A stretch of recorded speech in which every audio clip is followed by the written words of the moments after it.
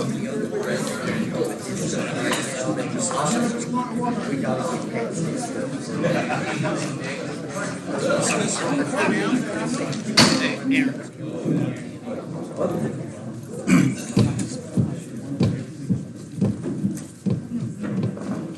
of allegiance. I pledge allegiance to the flag of the United States of America and to the republic for which it stands, one nation, under God, indivisible, with liberty and justice for all. Thank you, sir. Invocation. Mr. Porter. Holy Spirit. Lord, thank you for allowing us to assemble here today. Please bless all that are present with the ability to apply our knowledge and experiences to make decisions that will be beneficial for our city and the citizens that we serve. In your name we pray. Amen. Thank you.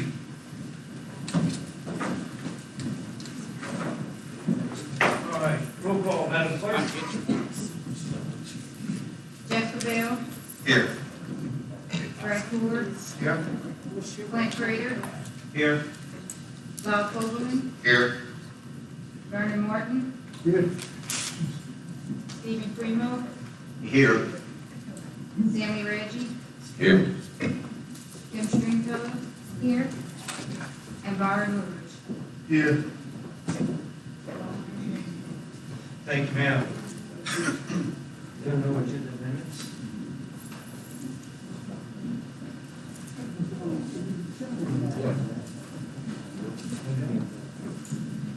All right.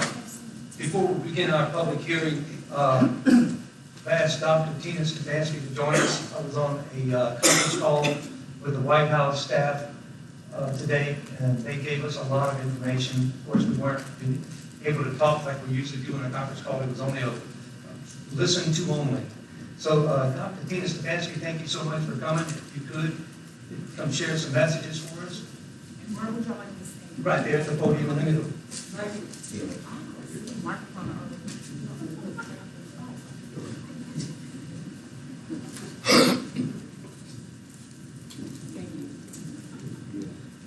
So good evening, everybody. Thanks for the opportunity, Mayor, to address all of you and to the council members. Thanks for the opportunity to be here. I talk very fast, so I won't take much of your time. I'm just really here to inform you and to let you know that I'm at your service if as a city or parish, if y'all want some input from us in making decisions going forward as this continues, the situation that we're in continues to expand, which is very likely to happen. So as y'all know, coronavirus, there's a new coronavirus that was first detected in China in late December, actually first identified or isolated in January, and it pretty rapidly since that time has spread around the world, and then we're starting to see cases in the United States, some hot spots, definitely across the U.S. in particular, the West Coast, California, Washington State, New York. So that's expected to continue to grow. Those numbers here in the U.S. and in Louisiana, especially as the testing is becoming more widely available. So the CDC tests are again becoming more widely available to us through public health, and then private labs are now offering or starting to offer their commercial tests. So LabCorp has a test now available, and there's 2 or 3 in the pipeline and soon to follow. And so for most people, this particular illness, coronaviruses cause typical colds, common colds, or Stringfellow will be well aware of that. So there are 4 coronaviruses that circulate all of the time. This is a new one. And so anytime you have something new, there's a lot of concern because since we have no immunity to it, there's a great opportunity for it to spread, which is why you saw millions of people quarantined to try to prevent the further spread, and especially around Europe. So it makes most people have very mild symptoms, maybe common cold symptoms, and maybe even be some who are asymptomatic and infected. There's still a lot to be learned. The problem is that people who are 60 and older, especially 80 and older, or who have underlying medical problems, and right now that looks, especially from the studies coming out of China, people with heart disease, lung disease, or diabetes. And those people are more at risk for severe infection. And so you probably heard today on some of those White House briefings, there's a lot of people that feel, is this being overblown? Is this something that for most people, for 80% of the people, it's not a very serious infection. The problem is that when you start to extrapolate those numbers across our population, if this virus continues to spread and we have large numbers of people impacted, then you're gonna see a much larger number of people who end up being hospitalized than we would normally see. And so that, number one, besides the personal burden of older people and people with underlying medical conditions becoming very sick, and the mortality rate is actually higher than the flu. So besides the personal implications, which is the most important, also the potential impact on the healthcare system. And so, for example, in Northern Italy, this is the biggest healthcare crisis that they've ever had, because they have so many people that have an aging population, and it's really straining their healthcare system. And so, we really, for many reasons, want to try to slow the spread of the infection, so that, number one, we know how to treat it, and so those tests are undergoing, the studies are ongoing, I guess I should say. And then, of course, until a vaccine is developed, and that's about a year and a half away, probably. So certainly until, hopefully in a couple of months, we have a treatment. So like the flu, we can take Tamiflu. There's a new antiviral for that. The hope is that if you could slow this down, try to prevent the further spread, and then give some time to catch up for us to learn more about this virus and how to treat it. So, you hear communities across the country talking about these community mitigation measures, non-pharmaceutical interventions, which is essentially trying to limit the spread of people being exposed. So really think as a community, as a parish, when is it appropriate to start urging people not to congregate? And so again, I'm here to help if y'all want to meet and talk through any of that anytime. I'm happy to help. I'm happy to help and talk with you about that. We have now 13 cases in Louisiana. The governor just released that information, and so one of the cases is in the Acadiana area, in the Iberia Parish area of the state, and we're still nailing down the specifics on that case. And so when there is a case identified, so if we had something in Acadia Parish, I would call you. I would call the parish officials, let them know ahead of time, and then we do our investigation. We identify close contacts, and anybody in close contact with that case is told or asked to stay home. We're told to stay home and for 14 days in self-quarantine. And then so that's the way it works on our end. I would certainly notify you all before that happens and before that information gets to the media. But there's nothing in Acadia Parish now. Of course, we don't really know because we haven't tested. There could be an underlying level of virus circulating in the community. We just don't know yet. So that's it for me. I just wanted, we talked a couple weeks ago just to offer the opportunity to address you all and again, let you all know that I'm here to, however I can help you. Thank you, Dr. Stefanski, and we did send that information out that you gave me a couple weeks ago, and we sent it to all the city officials and all city employees for us to be able to do our best in trying to prevent this. And so we just thank you very, very much for coming. Yes. And thank you for the information. Yeah, sure. So y'all, you have my contact information. It's real easy for all of y'all. It's Tina.Stefanski, and I know y'all know how to spell that here, at LA.gov. So if y'all got any questions, but y'all had a great medical community. Dr. Stringfell's wonderful.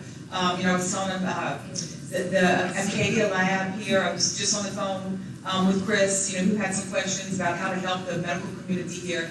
As more and more people may need testing to how to help facilitate that. And so y'all are way ahead of the game here in Crowley with the medical community with the hospital. So just to know that, I think that's a wonderful thing. And so I'm going to leave some of this. Is there a table? I'm going to leave some of this in the table back for maybe some of the people who are here in the audience if they've got questions. And there's a 1-855 number at the top of this one, and that's a general information line. So if people have questions, y'all can call that number, and then y'all can always call our office in my kit as well. Thank you so much, Dr. Thank y'all. It's nice to see you. Love coming to Crowley. Any excuse, so if you need me, please call. It's my favorite place to be. Thank you.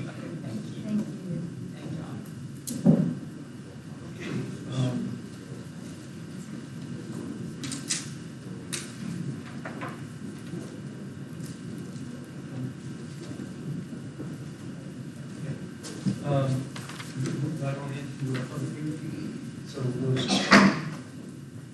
public hearing. We have first we have is Wayne Daly. I believe the inspector has a couple of reports to offer on the property. I think that still, if I understand, you have there's been some changes on this on number one. Mr. Daly's report. You have a report for that for tonight. On 1228 West 8th Street, Mr. Wayne Daly. Yes, Wayne Daly. 1228. 1228, correct. That property has, he has obtained a demo permit, and as of inspection today, I'd say it's about 50% done. So he's coming, you don't feel like it's necessary to go forward with the hearing at this point then? Correct. You are Any correct. questions from council? What's the length of time on that demo permit? This demo permit was issued, 2/20, so we allowed him 180 days. Okay, thank you. And I basically check on it once a week, make sure something's being done. So, And the other one, I believe you have a report on, for us, an update would be number 3, the 420 East Cedar Street, is that correct? yes, sir. That particular property, I think we discussed that property maybe in December or so. And he did obtain a repair permit for that property. At one time, one of my inspections, he basically failed the inspection. Since that inspection, I've gone out weekly since that time. And right now, at this time, the repair permit, he's right at 9% finished on this particular property. And again, you recommend that there be no further action? Correct. Any questions from council members?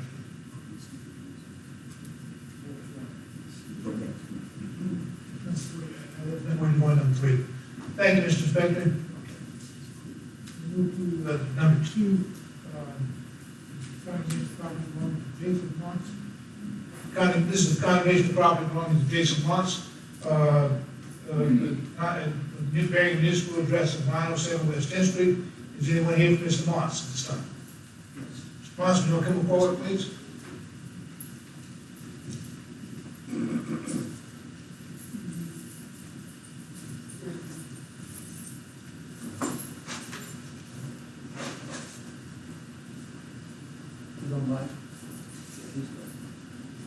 Mark, you're here today, you're here today, to address the council on the hearing. We have, we received notice that this is, rule of show cause is why your property should not be condemned. I'm gonna ask Mr. Leon to give a report to the council, and then we'll ask you to give your response, okay? Yes. Go ahead, Mr. Inspector, right now. Okay.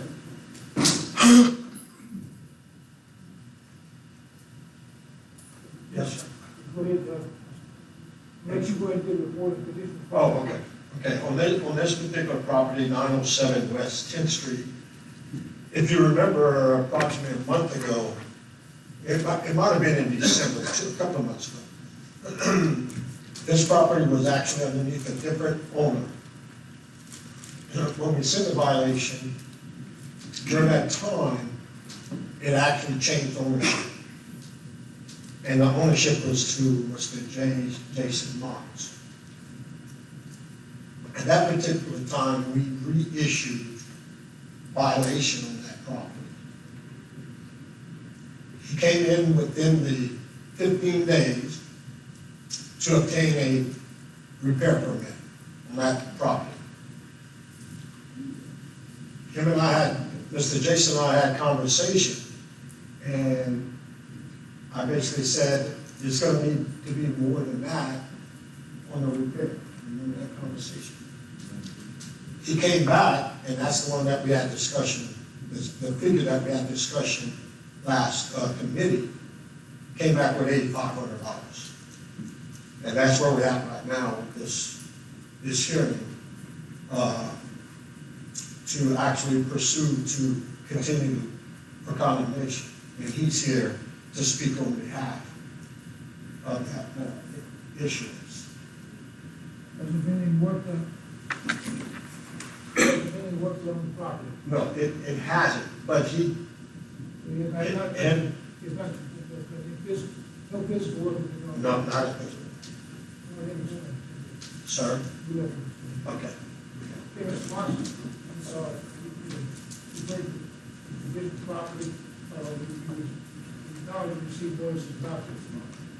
And it's gonna cost about $8,500 to fix it. Are you aware of that?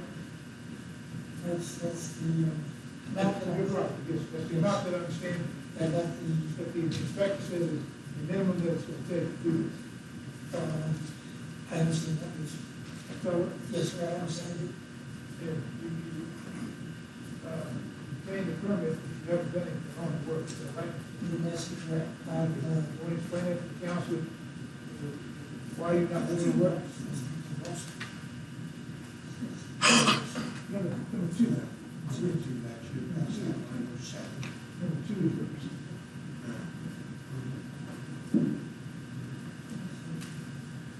Nine oh seven West State Street. I said green now. you know, you own this property? sir? Yes, sir. Just acquire these properties, Okay, this is right here. like from this down, try to have, Yeah, this is your property right here. This is what you're coming up to here. I was going to inspect it here. And this is, that's good. And I do have a receipt right here for the materials to be repaired, right? You want to offer that as the evidence? Oh, yes, I have to. This shows. That's sitting in my front yard. And you bought $1,889 worth of material from Stein, which is for this property. And another receipt that I suppose in. Right, that's what I'm getting, but and two is another receipt against Stein for another $887 that you purchased the property. For Yes, Yes. sir. Yes, sir. When do you expect to start working? I could start tomorrow. I'm going to verify any misconceptions. So I want you to explain to the council what you're gonna do, okay? How long is it gonna take you to do it? This is actually my first attempt at doing some home renovation repairs for beautification of the city. And I'm looking at, I know, immediate beginning, because the material sitting in my front yard is showing, and it's still bugging up and straps, and I acquired the manpower to do this. You have a contractor? Yes, Who's gonna do the work for you? Mr. O'Neill, Right. Mr. O'Neill, You're a licensed contractor? um, Who's somebody who's working for you? well, he's helping me. I mean, He's a helper, he's not, Yes. he's not a contractor. Like somebody that's really- well, he's done this for the last 35 years, from my experience. And become like, the yard guy knows what he's doing, because he's been in it all his life. So those are the best fellows in his local, and, he wants to beautify the city too. He's tired of seeing parts of the corner. I took that entire city, that's why I want to do this on Florida. It's done. So, To then give us an estimate, how long you think it will take you before you can really get working on this and clean it up? today, beginning, tomorrow, You gonna start this weekend? yes, sir. You start tomorrow. I can start tomorrow. I think the council would like to give it a start tomorrow. I'll start tomorrow, yes, sir. And tomorrow will be a day that I can begin, grass is a little tall over there, I just watered it, and I can definitely give it a face fix over right in front and cut grass down, put limbs and whatnot, and make it presentable and proper in town so close. And just acquiring it, I took on a big task, this is what I'm do, get it done, and beautify. Go ahead, Can question. you be a little bit more specific about where you plan to start, what materials you have acquired already, and what you plan to do as far as the steps along the way? Foundation work, exterior walls, windows, doors, roofing. Give us a rundown of what your plan of action is. First thing would be to do the front yard and get it done, make it look proper. And there's a little work that needs to be done for patio, address that, give it a facial once over, at least from street point of view, make it look presentable, and then at that point, go interior, remove some seals that need replacing, do some interior painting, whatnot. Rear of the yard, we're gonna do the same, and trim limbs back that would need to be trimmed. Do what's needed to be done in the area of the house. Have a few minutes for something, and roof, we look to repair the damaged material and replace it with new material, all same color, exterior paint job, level house if needed. Just make it look like someplace you know, some summer fire.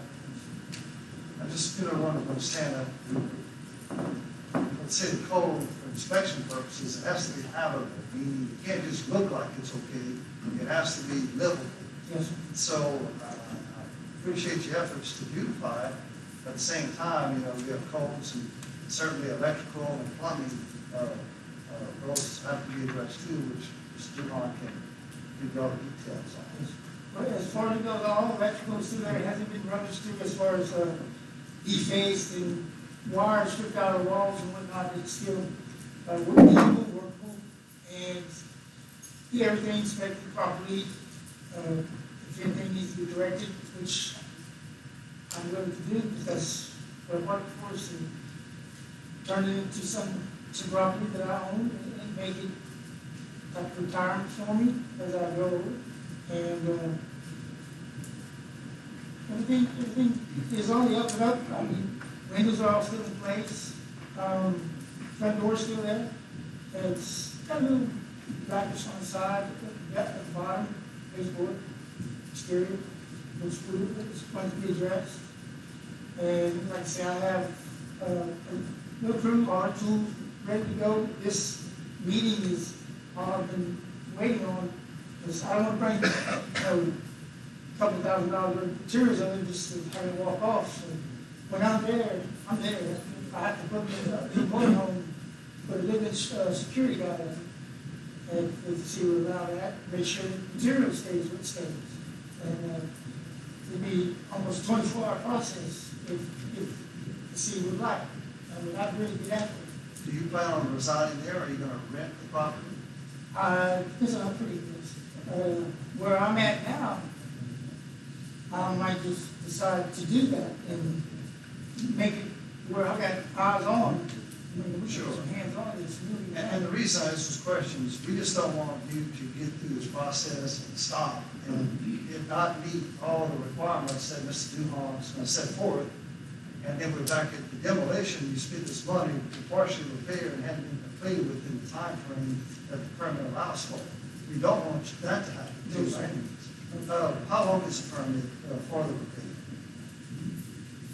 This permit would be the same, it would actually no longer than 180 days. Okay. If the project has not reached completion in 180 days, then we'll go out and reevaluate it and either allow certain days to continue, depending on the percentage of that job or the process of getting that done. But again, that is determined by the permit system, the regulations of the IRC. So have we extended those? Yes, we have. In the past, yes, we have. We have extended permits to exceed longer than 180 days. Some of them longer than a year. Some of them 2 years in the past. So, but this. Work progressive. Right. But Work has to be progressive. It can't just be abandoned. right, it have to comply to get it habitable. It is uninhabitable. And I want you to understand that we expect progress. We don't want to just patch together and think on the possible time that we get another, because what's done in the past, I myself, that's not gonna be acceptable to me. What we did, it should be working, and certainly if there's a hardship, if it's weather related, if you can come back to us, Mr. Tony, and let him know. But we need to have a track record of what you're doing and be updated. If you see delays, don't wait until the last day of the permit to come in and say, we're gonna hold your feet to the fire because the property needs attention. But I appreciate what you're trying to do. Anyone else? Mr. Reggie? I guess, 2 questions. Mr. Tony, on a job this size, would you have to have a contractor? Yes, by state requirement, yes, you So do. he's gonna have a Right, contractor for one. minimum would be home improvement contractor. Okay, and my second question is, he said that all his materials are at the property. They're not on the property, this address, they're at his home right now. But he has everything ready to go? Yeah, I've seen that today. Okay. George? Mr. Stone, I just got one question. Who signed the permit for this job? The owner did, he did. Well, I mean, looking at your record, just tell me the name on it. Yeah, Mr. Jason did. So He you applied ain't for the permit. So you're not gonna look in the folder so I can see it myself? Oh, sure. That's all I'm asking. Oh, sure. I'm gonna tell y'all now, I mean, he came up there like he don't know what his property is. Didn't even know it's his property. He came and told me to go to the property. That's all I wanna know, who signed the permit though.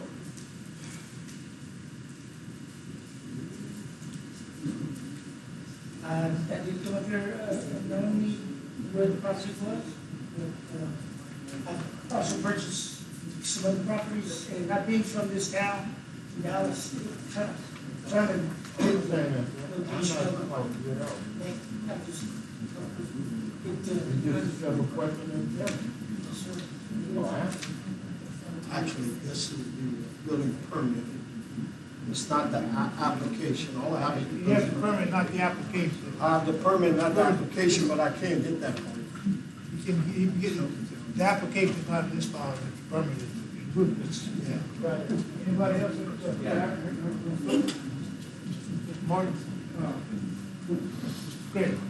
Ms. Munson, were you aware that this property was up for condemnation when you acquired this property? Yes.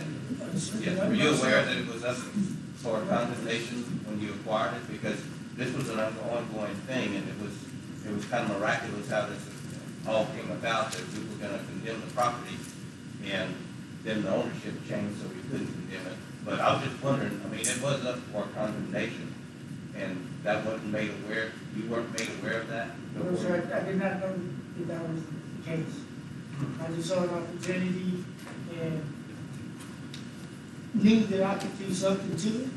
And I'm about to stretch so thin that I'm unable to.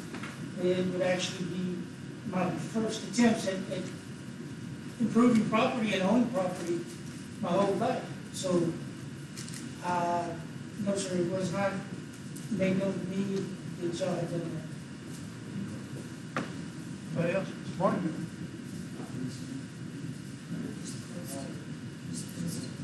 Tony, how did you come to $8,500? And before you answer that, the $8,500 that you put as subsequent cost to get this unit back to livable conditions, was that your intentions when you said $8,500? Is that your cue? Tony, one of the issues of command. First question, how did you come to $8,500? Before you answer that, was $8,500 intended to be a complete job to get this unit back into service? The initial permit was 25, I refused that. I understand It came back, 25. right? So when it Come came back back to the 8,500, Okay. him and I talked about the seals and there's some stuff in there that can't be reused. The seals were the main structure. They pulled off the front porch. So when he came back with the 8,500, I said, well, That's basically material, that's not the cost of the job, he owns the house, and he was basically gonna do maintain the labor himself. So I said, well, I can kind of see that happening, with $8,500 worth of material to get that thing, the structure within, operable conditions. Would it have done the total job? Maybe not. Well, why did you give him $8,500? I didn't give him. I mean, you gave, wait, I wanna make sure. I issued a permit for $8,500. Okay. One more time. $2,500, you said no. Correct. Okay. $8,500, you said yes. Now you're saying $8,500 is not enough to get the house in operate. Just before you answer that, it was stated, when Clint asked, can he do the work himself? He said no, he has to have a licensed contractor. Mm-hmm. Now, if you, anybody does work then you just mentioned that he can get a home improvement contractor, which all they need is basically an occupational license. Have to be registered. Well, occupational license registered. But he does own the home. State does say that you can do the work as long as you own that home. All right, that's correct. I want to Yes, make sir. sure that we clear with that. Yes, sir. What I'm trying to do is put you in the same line to know where you're headed at. Because right now, you have to fulfill it. I can tell you that now. Did you encounter how much it would cost, for an electrical contractor to go out and rewire the house? No, sir, because I. Okay, wait. What about a licensed plumber? Yes or no? No. Okay. Y'all see where I'm heading with this? The question that you just asked, put him in a paragraph. Because you explained to him when this is taken off redemption and put back into service, that means someone's living there. That's be livable.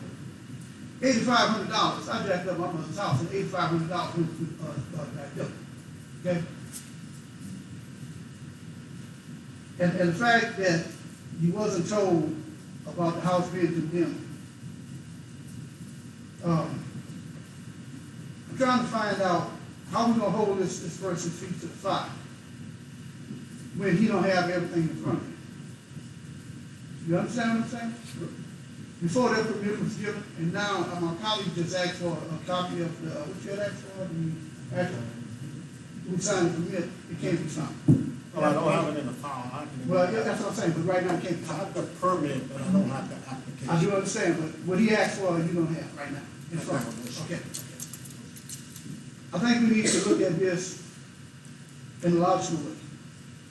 And the logical way is, whenever the council give whomever it is a chance to redeem a unit, what I mean by redeeming a unit, take that out of poverty and put it into luxury, as we would call it, because if it's condemned, that means it's at the last protocol.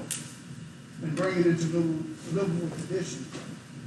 I think that whoever comes in and applies for a permit, first of all, transparency needs to be adopted. Asking the question of that person, do you know that this unit has been condemned? Okay? I'm not saying it was or wasn't. Okay, I'm just trying to be clean with this. Because right now it's kind of dirty. Well, he knew. When you, We got a notice.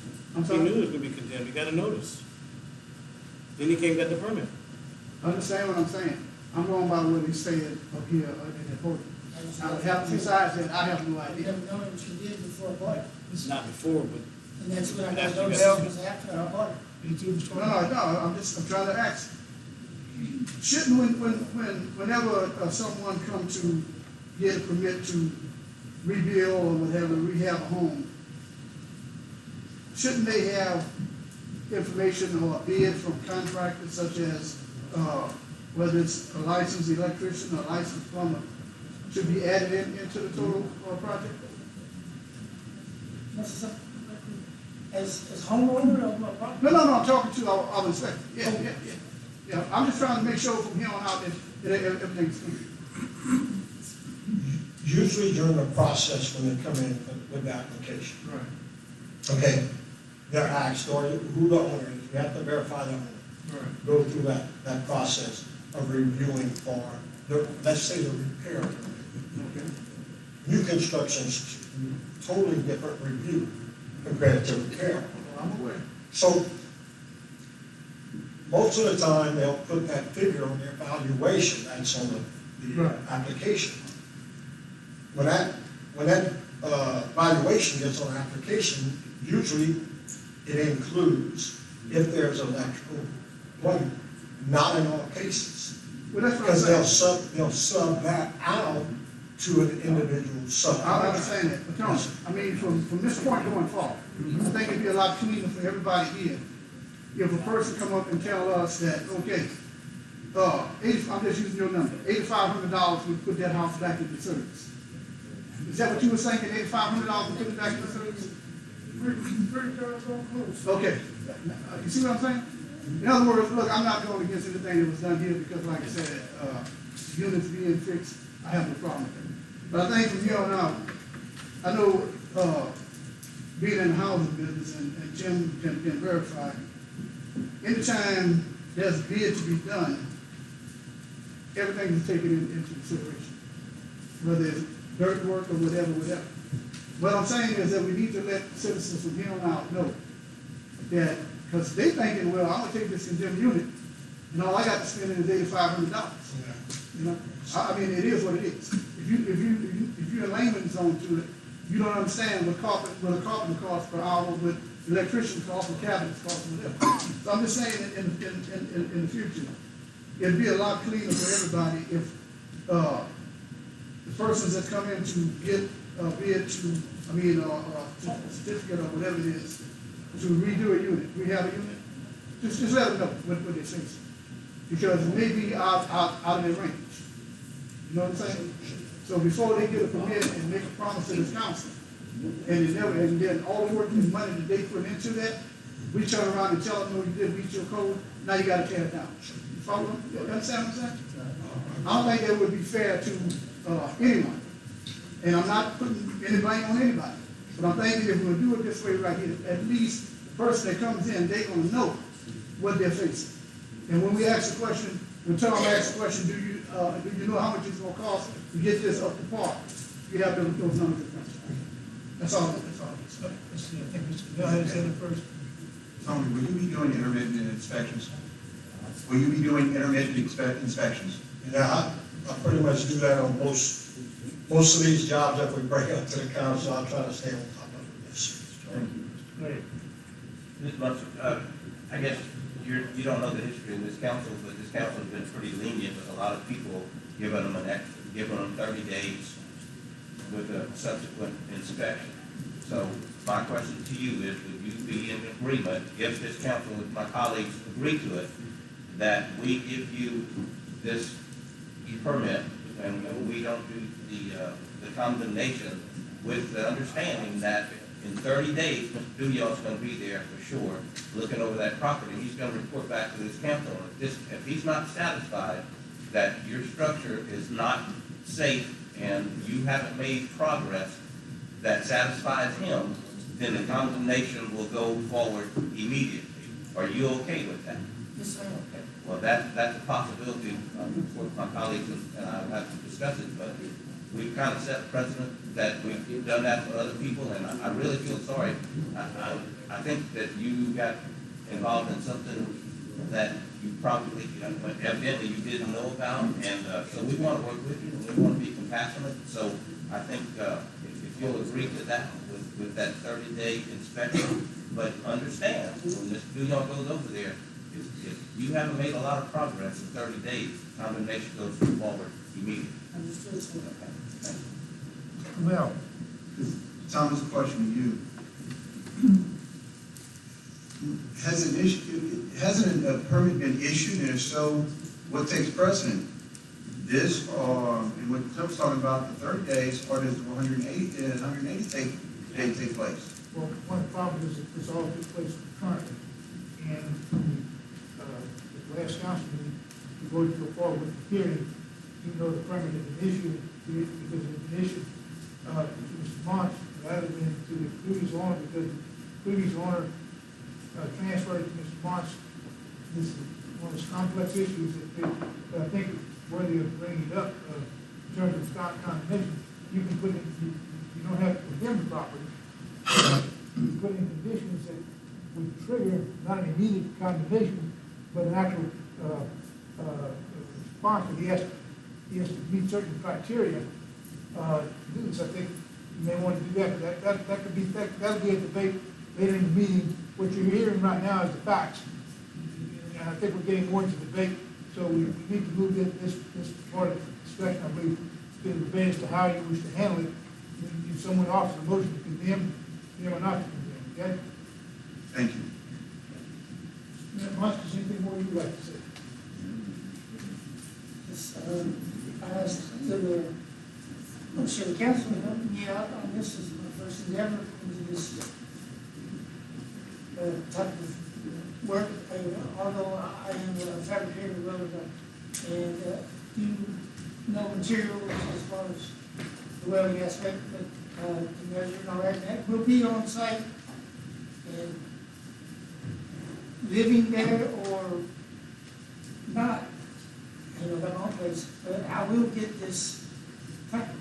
This is Any other questions? I just want to make one comment. Mr. Martin? I just want to make it clear to you, the reason that I gave you the information I gave to you is we don't want it to be known that this council gave you X amount of days to go do it, and you went and spend $8,500 on material, and you didn't honor up to your contract, then all of a sudden it's tore down and bulldozer take it down. We don't need the dirty words in the community, the city, maybe we spent $8,500 and they took it down anyway. I'm just using that. In other words, I just want to make it clear to you. If like we had mentioned, if the council gives you those 90 days or whatever it may be, we want to let you know that everything was brought to the table. yes, sir. We can't do nothing about the cow leaving the barn or whatever the saying is. You bought the property in good faith from whoever you bought it from. Okay? With the understanding that when you bought the property, you bought the problems of the property. We agree? That's when I saw it. That's what I see as an opportunity for There you go. distressed property. And There you the go. contract that the permit says, I agreed to well before the meeting. I even got notices. And the notice was the first one I got for Mr. Well, that's fine. Okay, don't you understand? I'm fine with it. Any other questions? Mayor, we're closed the hearing at this time. Anybody?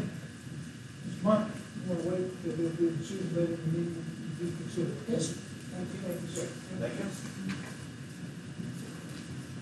This time, Mayor, we have a public hearing. Get back to my position. What? Yes. Ordinance number 1506.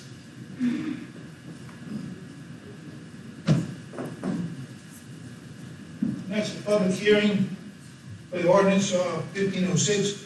This is an ordinance to authorize the sale of immovable property, including all improvements thereon, consisting of lot 6 and 7 of block 34 of the South Crowley District of the City of Crowley, Katy Parish, Louisiana, fixing a minimum price in terms and conditions of the sale, provide for all matters relative thereto, to repeal all ordinances, parts of ordinances contrary thereto in conflict therewith, and to provide for all provisions hereof to be severable, and to provide for all matters relative thereto. This time we ask anyone wishing to speak in favor of this ordinance, please come forward to the microphone and state your name and address in your opinion, please. Is there any questions? First call for the proponents. First call for the proponents.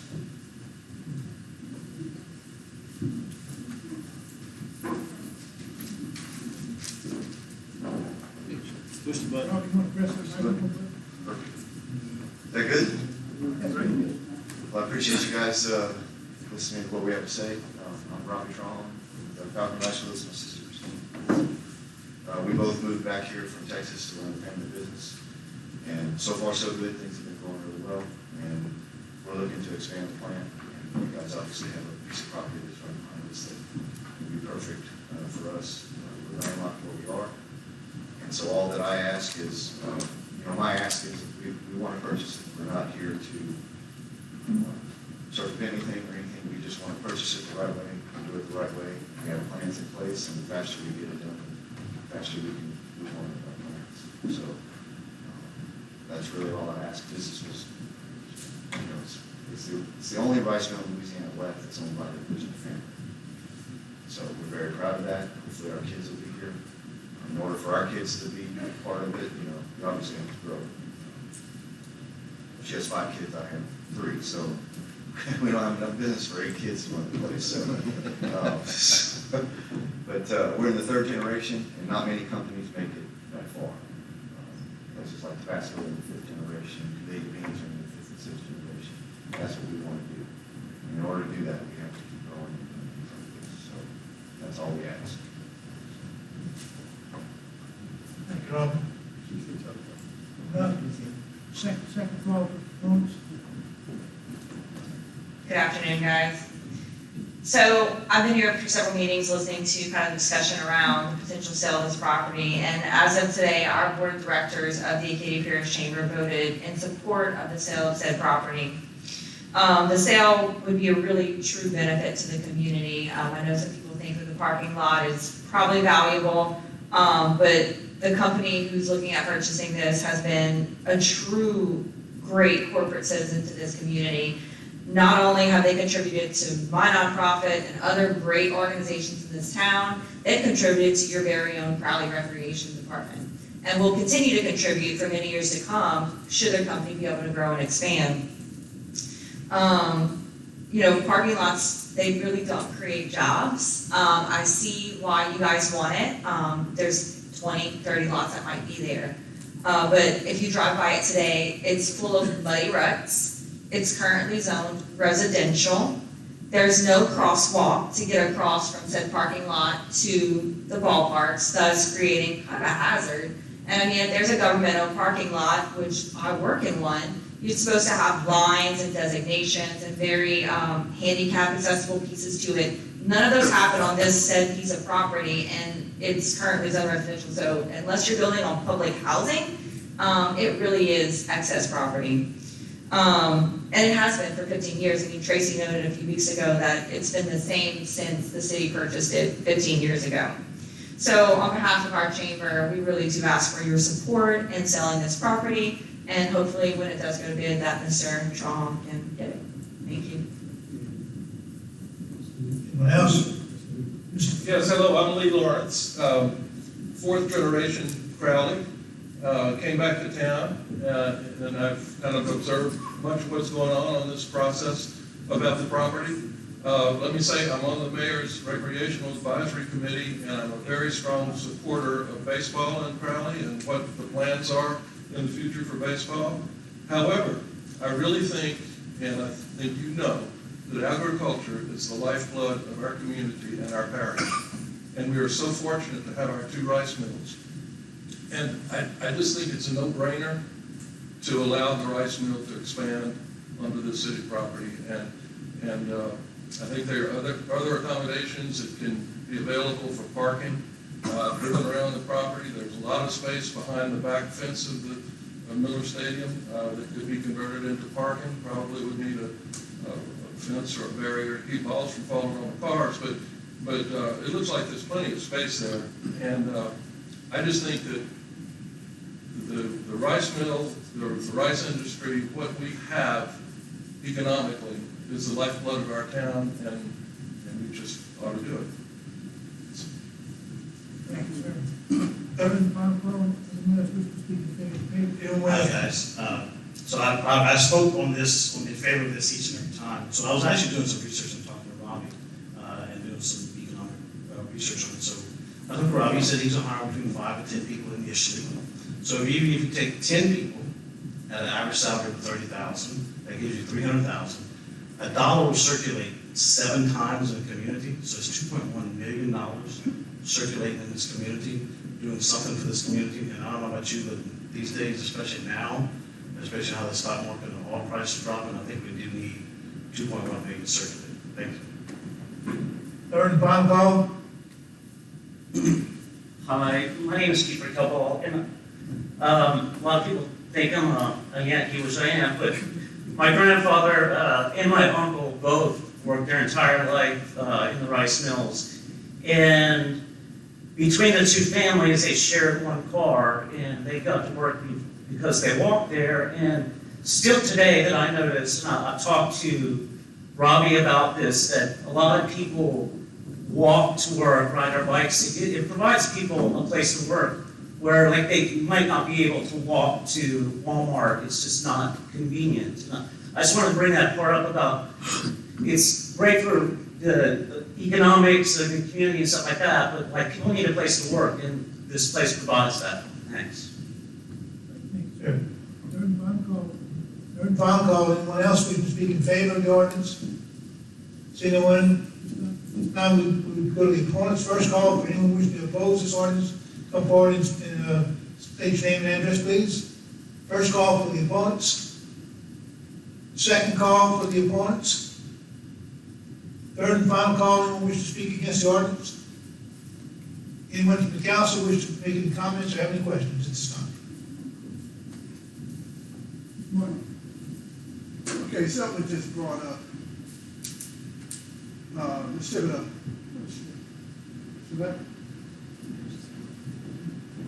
And I don't think that we had ventured to this point. You just mentioned that it is zone R1 residential, correct? Yes, sir. To make this thing happen, what it has to go to, is that commercial or industry? We have to light industry. Okay. Well, in order to do that, as the citizens around, the neighbors, have they agreed to sign? No idea, we have to sell the property for making that decision. Oh, well, wait, listen. Hold up. Going from C1 to R1, not a problem. But going from R1 to commercial and industry? It depends what he's doing on the property. I don't know specifically what he'll be doing, so that's up for question. Well, wait. We're under the impression he's gonna be enlarging, his business. Am I right? Where? Yeah, and the rest of the property around here is actually, whatever it zones, the current mill is zoned, I would zone the second most property the same. Yeah, but you gotta understand, the neighbors have to sign for it. The neighbors have to sign. Yeah, they have to sign. And then, you gotta get, 3 sides of, the property. I'm all for it, don't get me wrong, I'm all for it. No, I But facts are facts. And I'm glad you brought that up, because you mentioned that it's R1 as we speak. Okay? I don't have any problem with the fact of business, and in fact, I mentioned it when the first time we came. I'm all for business, because I know a lot of people that work for them. And they gave me rave reviews on his leadership, and I applaud you for how you treat your employees. But the fact of the matter is, before we can, this council can do anything, Tony, will you step up for a minute, please? Okay. They wasn't informed about the rezoning of the property. It's not, Mr. Martin, it's not about rezoning tonight. We're not talking about rezoning. This is a hearing for the ordinance, go to the sale of the property. I understand that, John, but just for FYI, I'm asking the question. I'm not implementing anything, but I'm asking the question. If in fact this goes through, do the property has to be rezoned? And if so, does it enact the regular zoning that we do? Yeah, it would have to be rezoned if it's R1. I don't know the zoning right now, but if it's R1, yes, it cannot be used for commercial purposes at this time. But it could be used as auxiliary lot. But that's another question for another day. Rezoning is a separate issue. So he also already has, so along Elm Street, he has the mill, and there's another lot on the other side that he also already owns. So this is the property adjacent to it on the corner. That's the only question I asked. And I don't know what that's done, he said he doesn't know either. Well, I'm pretty sure it's residential if in the area, I'm pretty sure. No, it's a parking lot that has 18-wheelers parking on it, so. That doesn't matter what you park on the property. No, the one that's already in existence that he already owns. I understand that. So whatever that one is, I would make it contiguous, which I would assume that one's probably commercial because you're parking trucks on it, not necessarily doing manufacturing. We have someone that sold the property, you should know. You sold it as commercial, or did you sell it as residential? I was 1998, so I don't know. Whether it's residential or not, I'm still interested in buying the property. But that's all I'm asking. Yeah, I just wanna make sure that you know I what's going on. understand that there is a process, and I'm Gotcha. willing to go through the process. Not a problem, that's all I want to know. Just wanna Whether make it's sure- residential, I believe in transparency. Yes. Okay, when it was mentioned that It's it's easier- residential right now? Right. Okay. It's easier for me to figure that out with my name on the property. Hey, than the that City sounds of like a Crowley. plan to me, man. I'm with you 100%. All right, I'm good. Anyone else from the council? Anyone else from the council have any questions?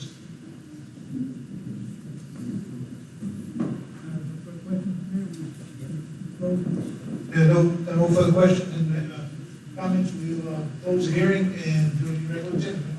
Oh, no, I'm sorry, next ordinance. This is a public hearing for ordinance 1507.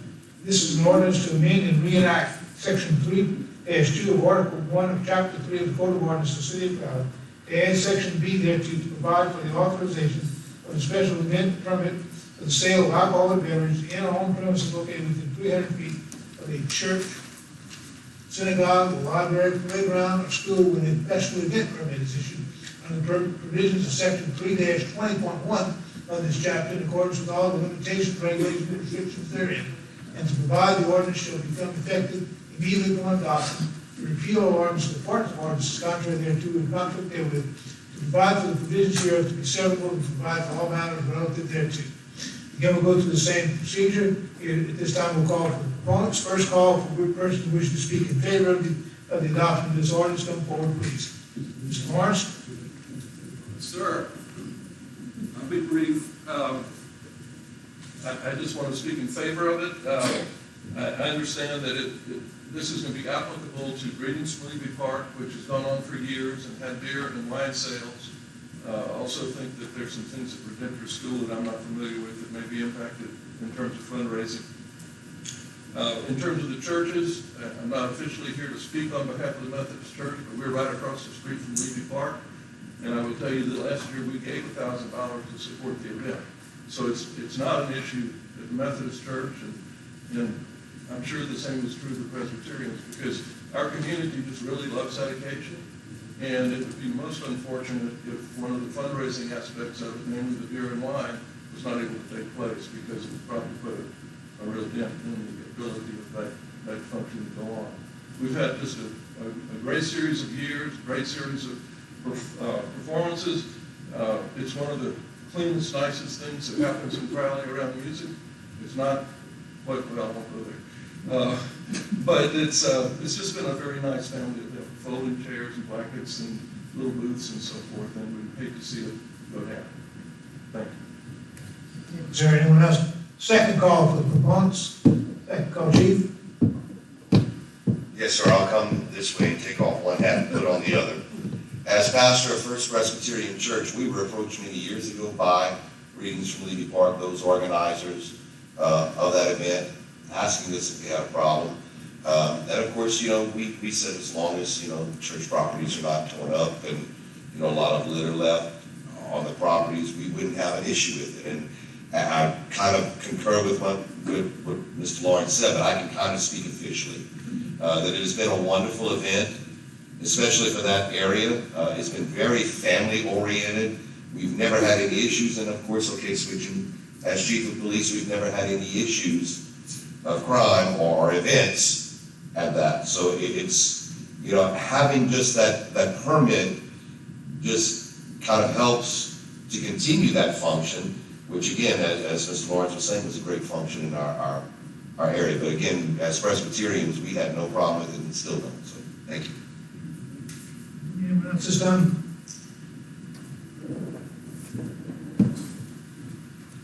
Hello. Is this on? Yes. My name's Kyle Gordon. I'm one of the organizers of Levy Park, and I just really want to ask for your support again. 7 years ago when we started this event, we walked the neighborhood. We talked to just about every neighbor in the neighborhood. We had a petition signed in favor of it. We had spoken to the churches. We had spoken to the council. Everyone was in support of it. We've had a clean record. It's been 7 successful years, great community turnout. You just heard it from the chief and Mr. Lee Lawrence. We set out to do a really good family event. and I think we accomplished that. And I think that without the beer and wine sales, it really puts a damper on what we're capable of doing with the event, and it helps us sustain the event. And so, in order to keep this thing happening, I think it's a good thing for the city. I just hope that you continue to support it. This is the third and final call for the opponents. Anyone else wishing to speak in favor of the ordinance, please come forward. This time, anyone wishing to speak against the ordinance. First call for the opponents. First call for the opponents. Second call for the opponents. Third and final call for the opponents. See the one coming forward this time, we would ask the council members or has a statement or any question at this time. Close the hearing at this time. Thank you, Mr. Reagan. We will now resume. Approval of the minutes of the regular council meeting held on February 12th, 2020. So moved. Offered by Mr. Martin, seconded by Mr. Woodridge. Discussion. All in favor? Opposed? Thank you. Special council meeting held on February 20th, 2020.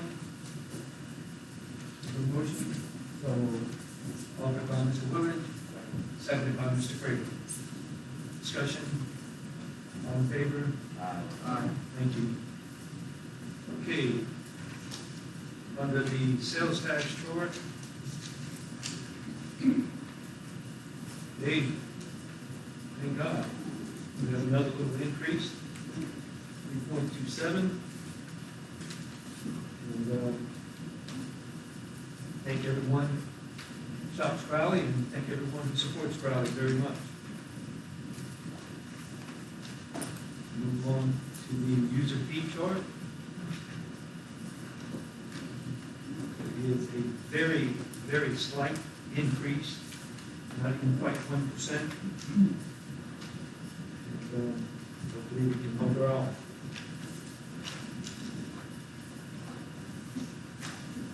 Next, we'll move to the budget analysis. Budget analysis, we ought to be at 41.65.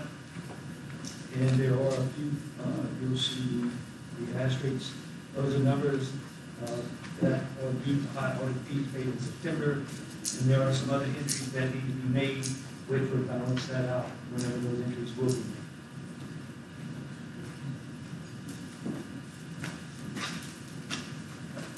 Next, we'll move into standing committee reports. Public Works Committee, Chairman, Mr. Fraser. Thank you, Mayor. The Public Works Committee convened Wednesday, March 4th, 2020 at 4 p.m. in the council chambers, and a quorum was present. Under action items, a motion was offered by myself and seconded by Alderman Byron Wilridge to recommend a resolution approving the scope of the citywide street improvements project as prepared and presented by the city engineer Charles T. Mader Engineering Incorporated, in an exhibit entitled 2020 Citywide Street Improvements for the City of Crowley, dated March 2020, and authorizing Mader Engineering Incorporated to proceed with the preparation of construction plans and specifications for the approved project. That motion carried, and I so move. Second. Offered by Mr. Prater, seconded by Mr. Fogelman. Discussion? All in favor? Aye. Opposed? Thank you. A motion was offered by Alderman Lyle Fogelman and seconded by Alderman Byron Wilridge to award a construction contract for the citywide drainage improvements project in accordance with the bid tabulations and a letter of recommendation to be presented to the full council by the city engineer at the March 11th regular monthly city council meeting. And that motion carried, and I so move. Offered by Mr. Prater, seconded by Mr. Core. Discussion? All in favor? Aye. Opposed? Thank you. Motion was offered by myself and seconded by Alderman Byron Wilridge to temporarily recess the Public Works Committee, moving the action item number 1 on the Public Works Committee agenda to the Revenue and Finance Committee for consideration as an action item. That motion carries, and I so move. Second. No motion necessary, no motion necessary on that particular item. Okay. Under non-action items, the Public Works Director, Mr. Albert John, presented the monthly Public Works report. Street Commissioner, Mr. Gilbert Ozine, presented the monthly Street Department report. And the City Engineer, Mr. Tim Mater, presented the monthly Engineer's report. There was no further business to come before the Public Works Committee, and the committee recessed. Thank you, Mr. Crater. Utility Committee Chairman, Mr. Martin.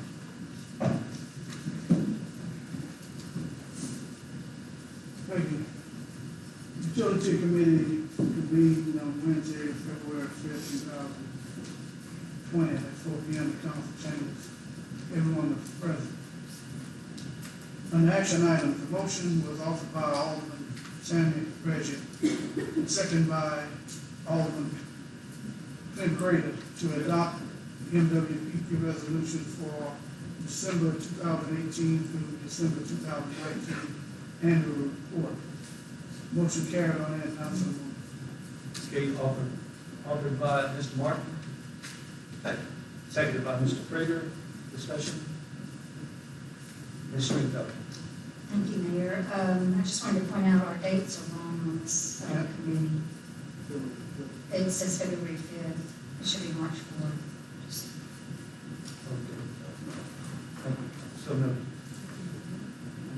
No. Yeah. Thank you. Okay, all in favor? Aye. Opposed? Okay, thank you.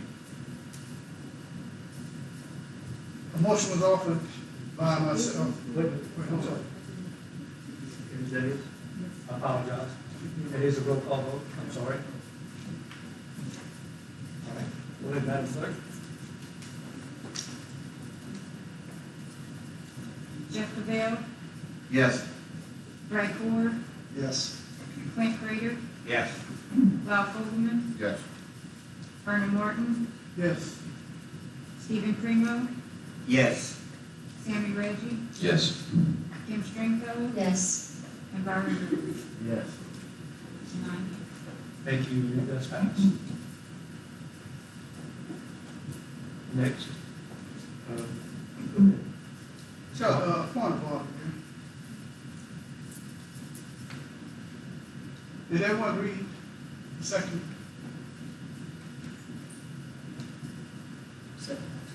Yeah.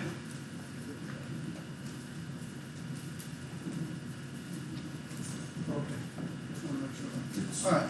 A motion was offered by myself, Vernon Martin, second by Alderman Clint Crater to authorize an ordinance to amend and reenact section 10-30, division 1.5, sewer user fee charge of Article 2 of Chapter 10 of the Code of Ordinance of the City of Crowley to amend sewer user fee and charge set forth therein, and to amend and reenact section 10-36, review of user fee, to provide for a committee to perform analysis of the revenues and expense and make recommendations to repeal all ordinance or part of ordinances contrary thereto or in conflict therein, to provide for provision thereof to be servable, and to provide for all matters relative thereto. Discussions ensued regarding Alderman Crater's Plan C, which he stated would produce a 20% increase in revenue.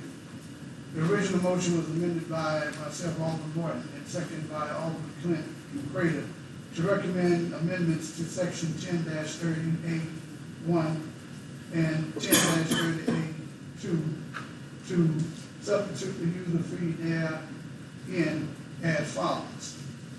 Section 10-38(1).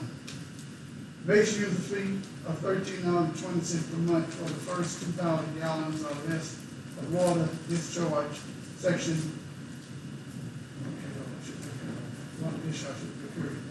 Section 10-38(2). User fee of $3.42 per gallon, per 1,000 gallons of wastewater discharge. above 2,000 gallons. And further, to discharge the city engineer with running an analysis using the above cost per gallon with LAWCO consumption records to verify the amount of increase in percentages and dollars, and to present analysis at the regular scheduled meeting of March of tonight. And therefore amend section 30-36A to insert the city CPA as a member of the review committee. And further, to charge the city engineer with computing and the actual transfer of funds from the general funds to the utility fund, to cover all deficit in the utility fund for the past 7 years. Motion carried on that.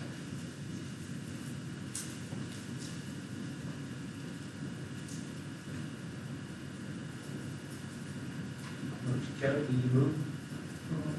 Okay. And with it being read as such, I move. Okay. Second. Seconded by Mr. Cavell. Discussion. Ms. Stringfellow. Thank you, Mayor. I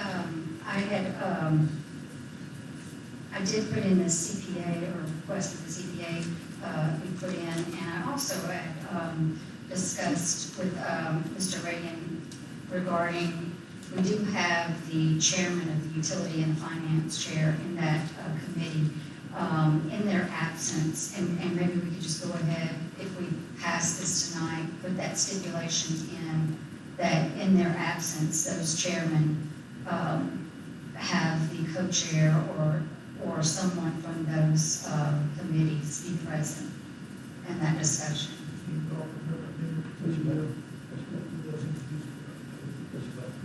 I'm sorry, you offer another amendment to add to each co-chairs the discretion to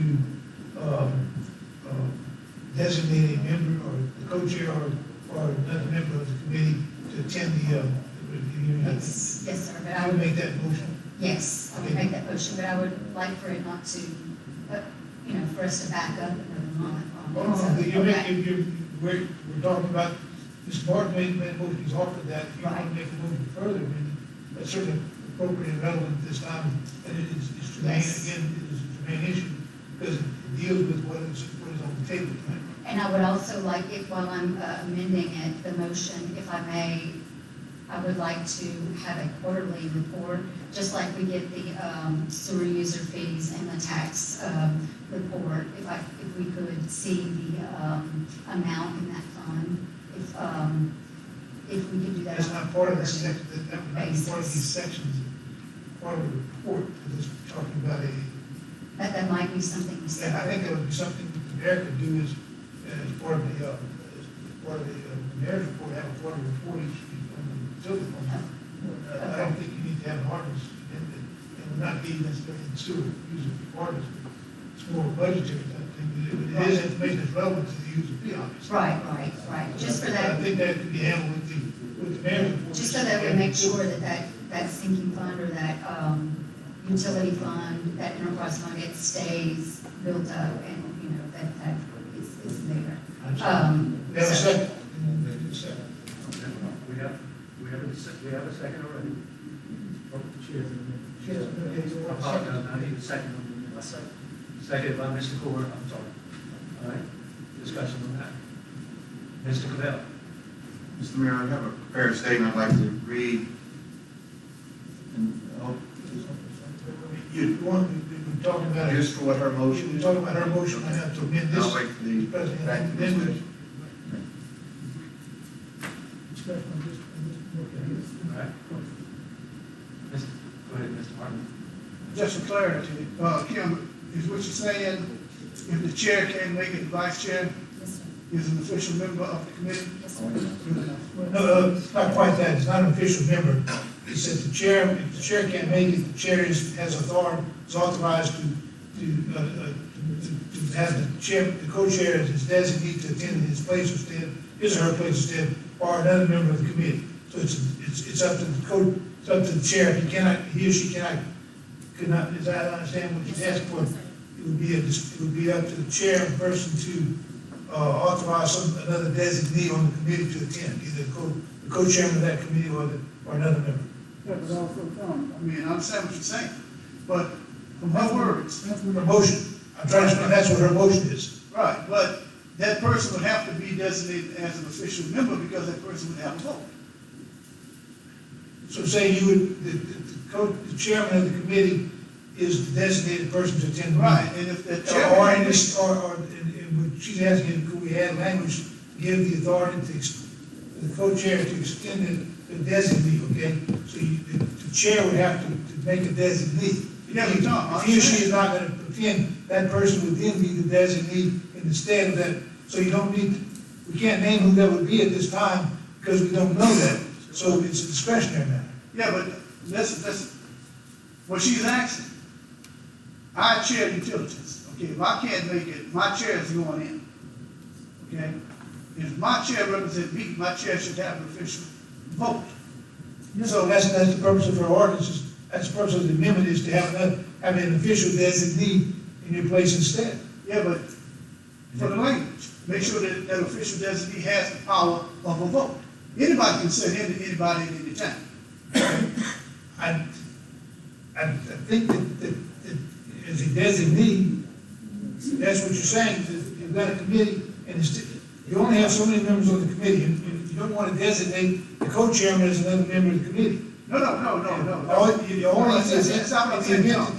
All she's asking is that in the event the chairperson of the committee cannot attend, is to authorize the chairperson to substitute by designee in his place, in his or her place, a member of the committee, and for that meeting to attend and vote. That's all I said. Tom, I just want to make sure that that person has a recognized vote. That's all I. That's what I'm saying. You don't want to add members to the committee. No. You only want to have one person instead of, Exactly. in the place instead of it's just like a proxy. Exactly. All right. All right, we're on the same page. Thank you.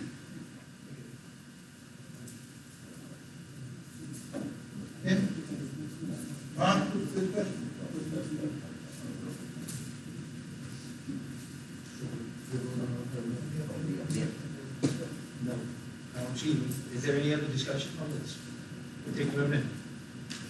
All in favor? Aye. Thank you. Let's go back. That's correct. That's amended, that's correct. Now we move right back to where we are. Right? And Mr. Cabell has a question. Thank you, Mr. Mayor. I wish to begin by thanking Rock Carter, Tim Mayor, Tom Reagan, my colleagues on the Board of Aldermen, and Honorable Tim Onso, and most importantly, those citizens of Crowley who have given their input on this matter. There have been plenty of discussions regarding sewer user fees. As an alderman and chair of the Revenue Finance Committee, I have a responsibility to see that the operations of our city's waste treatment facility functions efficiently on a deficit-neutral basis. Anything less I view as a dereliction of duty. GASB, otherwise known as GASB, is the Governmental Accounting Standards Board and is the source of generally accepted accounting principles, otherwise referred to as GAAP. GAAP is a standard that our city's accounting department utilizes. It is a standard that the Louisiana Legislative Auditor uses to determine if we are in compliance. The result of using accounting practices outside of GAAP will automatically result in an annual finding by the Legislative Auditor. In GASB 34, paragraph 67, quote, funds are generally used to report activities that the government operates more like a business, permits the use of enterprise funds whenever a fee is charged for external users for goods and services, end quote. Thus, we have the definition of user fees as defined by GASB. In GASB 34, paragraph 41, it defines direct expenses as those expenses that are, quote, specifically associated with a program or department and thus are clearly identifiable to a particular function. As an example, according to GASB, the direct cost of a power utility would include the cost of, and I highlight, using its generating plant and other capital assets, depreciation, or debt service, end quote. By GASB's own definition, the governing body of GAAP, the standard by which the Louisiana Legislative Auditor uses states that depreciation expense is as much part of a direct cost as any other operating cost. The same information is clearly stated in this year's financial audit under utility fund. To arbitrarily exclude this would be violating the very standard we are to comply with. To eliminate a cost so that a city, so to better the city's position is deceiving the public of information that directly affects them and their utility. We have a fiduciary responsibility to the citizens of Crowley to see that their utility, the wastewater facility, is adequately funded by user fees to cover all operating costs, even the undeniable depreciation costs. Let it be clear that a vote for a user fee less than what can be foreseen as a deficit neutral per gap would be deliberately violating the standards set by the Louisiana legislative auditor, causing the city to have a finding. To knowingly take action would cause the city to be in a violation that would encroach upon the trust that the citizens have granted me as your alderman, and would be in complete contrast to the integrity I have in myself as the chair of Revenue and Finance Committee. Therefore, using audited figures from financial years 2012 through 2019 inclusive, the rate that we are now looking at to be the deficit neutral is not proposal A, B, or C, but it actually needs to be $17.25 for the first 2,000 gallons and $5.50 for every 1,000 gallons thereafter. As I see it, we are at a critical point, and the results of fiscal year 2019's audit showing an operating loss of $918,000 is proof. I have further information regarding the models that I speak of, if you so desire, and I thank you for your attention.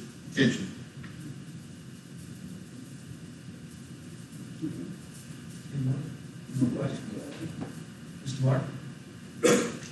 With all due respect, what you just read right there, in layman's terms, most people will abide by it, but the problem is, those are not true numbers. I'm speaking on behalf of myself. We done went round and round with this 3 or 4 times, and each time it was voted down. That should tell you something. I myself, I'm not obligated to start a utility bank account. Okay? I understand by depreciation, and that's a word that, as Clint said, it's the D word, but it is what it is. Right now, you bring in the numbers that you use. You just got those numbers, what, a couple of months ago? That was given to you? The numbers that you got. Couple weeks ago. Couple weeks ago. No, actually, last week when we got the audit. Okay. Audit report. Audit report. Okay. Well, this council been here for over a year and what have you, and we didn't know anything about any deficit until what, 4 months ago? Was it 4 months ago? 3 months ago? Whatever. So automatically, you think we're just going to jump and say, okay, we're going to take the word of someone that this is needed. Look, when you talk about a deficit of $400,000 per year, that's not a city in the world, and I recognize it for what it is. There's no way that a city can maintain its status or solvability with that type of deficit. But to say that for 12 years, and I think it was 12 years that mentioned, that it was continuously without, and I look at it as being a slap in the face because I check utilities. Every time we finish up with these reports that's given to us by the mayor, whether it was this mayor or the mayors before him, I had the pleasure of being with 3 different mayors. When the question was asked, is there any problems? It's always the same thing. Everything is taken care of. Stephen, you were there. Laura, you were there. We never one time got told, oh, by the way, the utility system is going down. Sewer user fee is at its worst. That was never brought to us. Okay? Now all of a sudden it gets brought to us, and we have to basically take it for that word. People out there, the people that's going to pay, well, we will as well. But they looking at us to be the one to be the stewards of their money. Okay? I'm not debating or challenging anything that you just said. That's over my pay grade. But I know for a fact that if we're going to do something, that if we have to bring up the sewer user fee in increments or what have you, let it be something that the people say is okay to. Not the council votes and say, well, this is, we're not telling you, or asking you what you can handle, we're gonna tell you what you can handle. That's the only objection I have to this, no other objection. Mr. Craig? Mr. Mayor, you were tasked with by this council to come up with some numbers for us. One of them was how much real money was transferred from the general fund to the utility fund to make up any deficits or any losses in the utility fund. Do you have a number for it? Yes, sir, I did, and I emailed it to you all yesterday. And that was that $700,000 number that you gave us. For the last 7 years, there's been $700,000 transferred from the general fund to the utility fund to make up any shortfall. Is that correct? To be precise, I asked for 7 years, and what I got was that in 2017, under an account number 261,962, and in 2018, under an account number 454,123, for a total of 716,085. Since my question was, for the past 7 years, I assumed that there was nothing prior to those 2 years. Okay, so that's, if we average that out, and I'm not a mathematician, but I come up with about $100,000 deficit per year that we're transferring from the general fund to the utility fund. And according to my plan, Plan C, how much revenue additional revenue would that create for the city of Crowley? We asked Walco to run the numbers based on Plan C, which was $13.20 for the first 2,000 gallons and $3.42 per thousand for everything above 2,000 gallons. And the annual revenue derived was $1,770,682, which represented very, very close to a 20% increase. About $300,000 additional income for the city. The existing user fee being $1,475,000, yes, sir. Roundabout, okay. So we should have a $200,000 surplus that we can put back into our utility fund for quote-unquote rainy day fund, right? According to these numbers. Just keep it simple, let's keep it simple. Okay, I was hanging up on the word surplus. Okay, well, we'll have, I mean, if it's $100,000 and we can erase $300,000, then that's $200,000 extra that we should be able to put away, barring no unforeseen circumstances, right? Okay. Looking at this ordinance here, number 3 says in the utility service area, customers outside the corporate limits shall pay for wastewater discharge for the first 3,000 gallons or less, a base user fee of $22.50 per month for each contributor. But if you live in the city limits, you're going to pay, for that same amount of water, you're going to pay $33.95. So why are people outside the service area getting a bigger break than people inside the service? I guess that's my question. I don't understand how those numbers came about.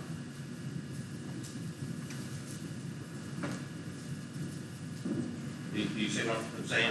Number 3, according to Plan C, if you use 3,000 gallons of water, it's going to be $33.95. Well, that's the present bill. So is that just the sewer user? Is the $22.50? I don't know where that number is. We basically increased the base rate, the existing base rate. 20%. So that it was 1.5 times what it was. That's the 20. I don't have it in front of me, so I'm talking about that. The out-of-town sewer customers are going to pay a base rate that's 1.5 times the current rate. What they're paying. And they're going to pay a cost of 1,000, 1.5 times what they pay now. So I don't think they would pay less. I think they would pay more for the same amount of usage. So they're not getting 20% increase, they're getting 1.5 times. They're getting a huge increase. And that wasn't part of my plan. I don't know where that came from, but I can tell you, I don't know where that came from, but but it came from the numbers I presented to you in December, and then it was translated into an ordinance.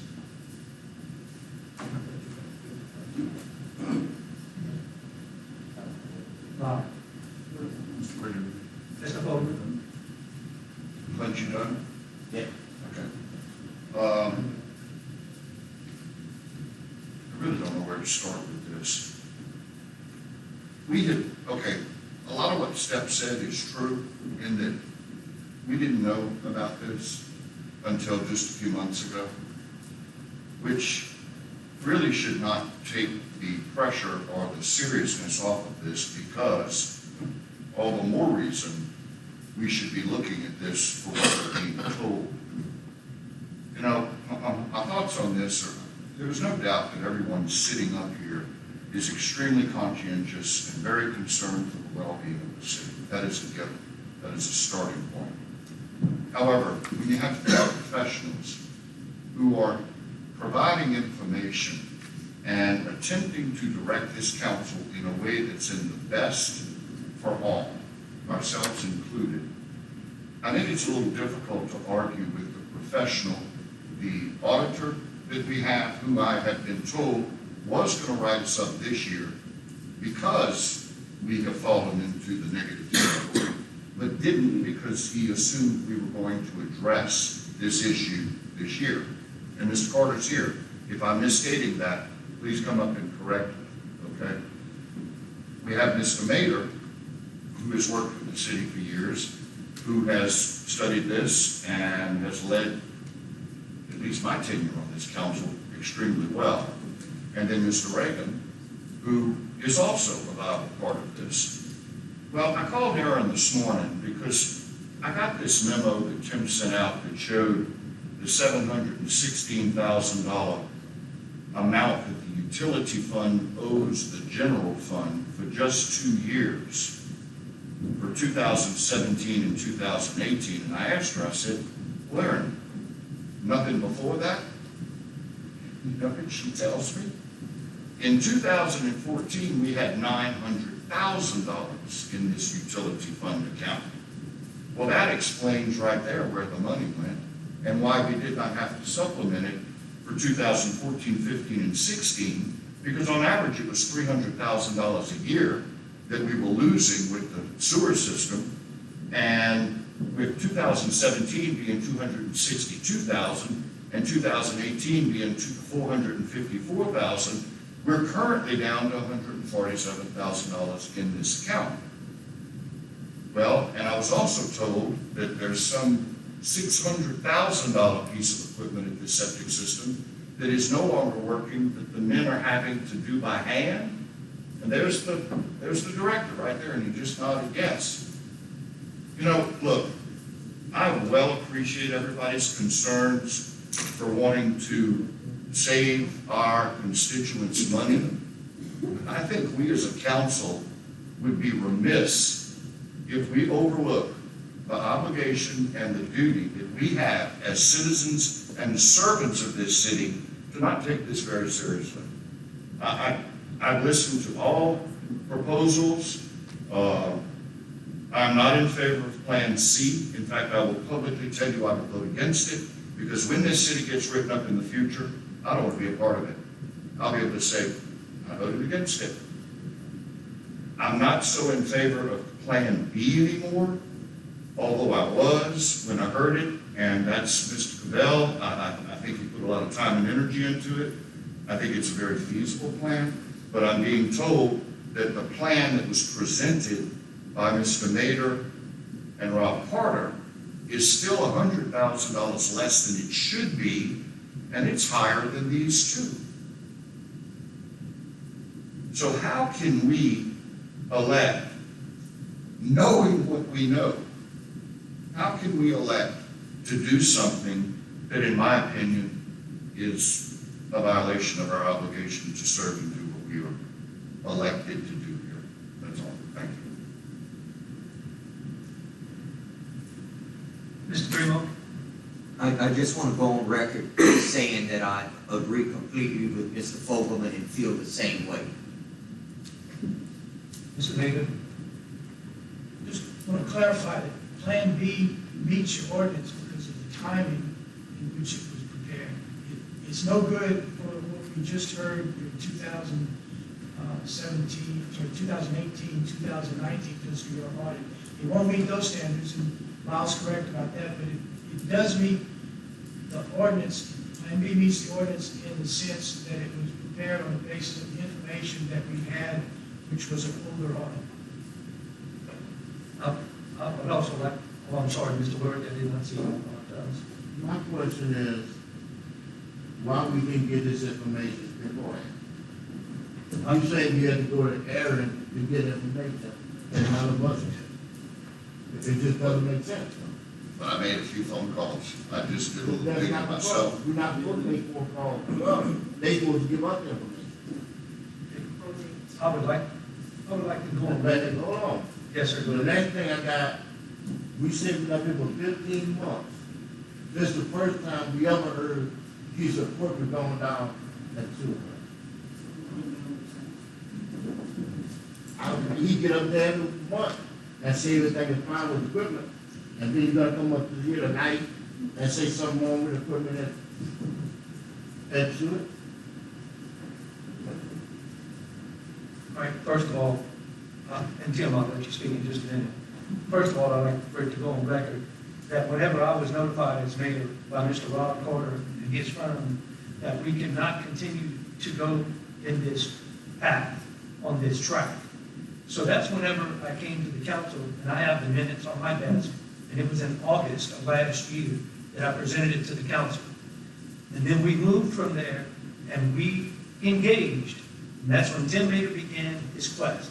And it took quite a while to get all this information, along with Mr. Rob Carter and along with Mr. Reagan. And you were all presented with all this information and have been studying on it since that time. Just to make it very clear. And I just wanted to go on record. And also, what Ms. Stringfellow just said, and she's concerned about that account, and she would like to be able to look at it. And I agree with her. And if we continue to operate in a deficit, we will not be able to increase that account that we are so worried and concerned about. And again, I want to remind everyone that this particular sewer user fee was established way back when for us to be able to be self-sustainable back in the day.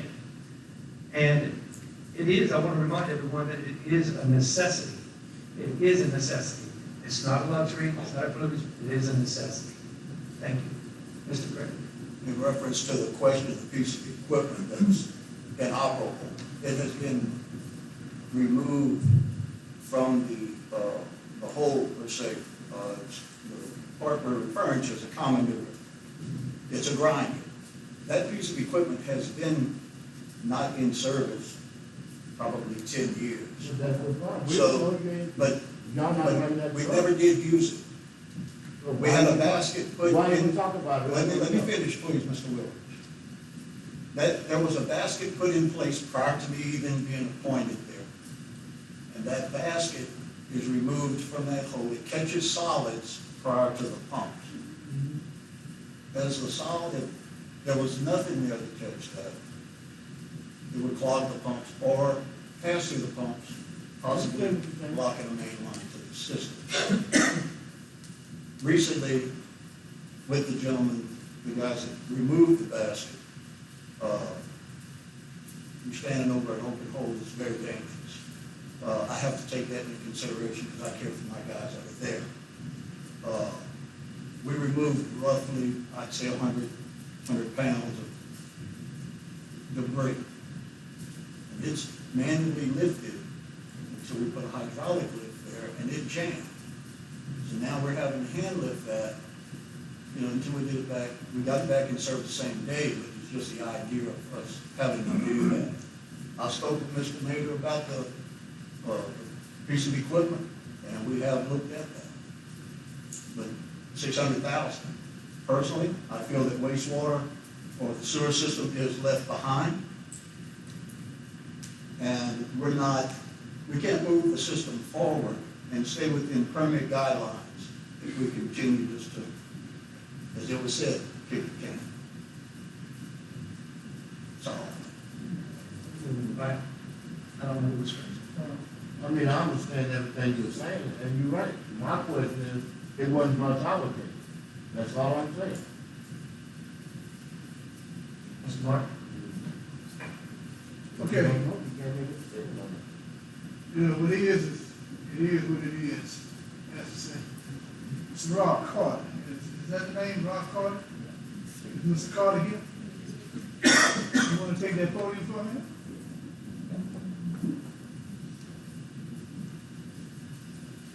What is your job? The auditor for the City of Crowley and other municipalities. Okay, as auditor, someone just brought up earlier tonight, and I'm gonna tell you. First of all, I want to say this to the mayor. You came in, you got blindsided by this, what I'm understanding, correct? When he gave you this, it blindsided you, right? You didn't have no idea that this was going on, correct? Since that person became mayor, no, sir, before that I didn't know. Thank you. And before he became mayor, he sat in that seat. Same as the beginning. I've been to 3 mayors. Why didn't you give this information to Greg Jones? This information was given to Greg Jones. Well, why wasn't it given to the council at the time? That's between the council and the mayor. We report to management of the City of Look, Crowley. there's a due diligence clause in everything that we do, okay? And if you have something that's detrimental to the city, you have an obligation to report that, correct? At the time, it was not detrimental. You had grant funds to fund the capital additions. You had just gotten bond proceeds that also funded these capital additions. I understand what you're saying, but I go back to my original question. You have a judiciary responsibility, correct? To inform somebody, whether it's a legislative auditor, whether it's an attorney general, or somebody, that something is going on in the city of Crowley, and it needs to be looked at.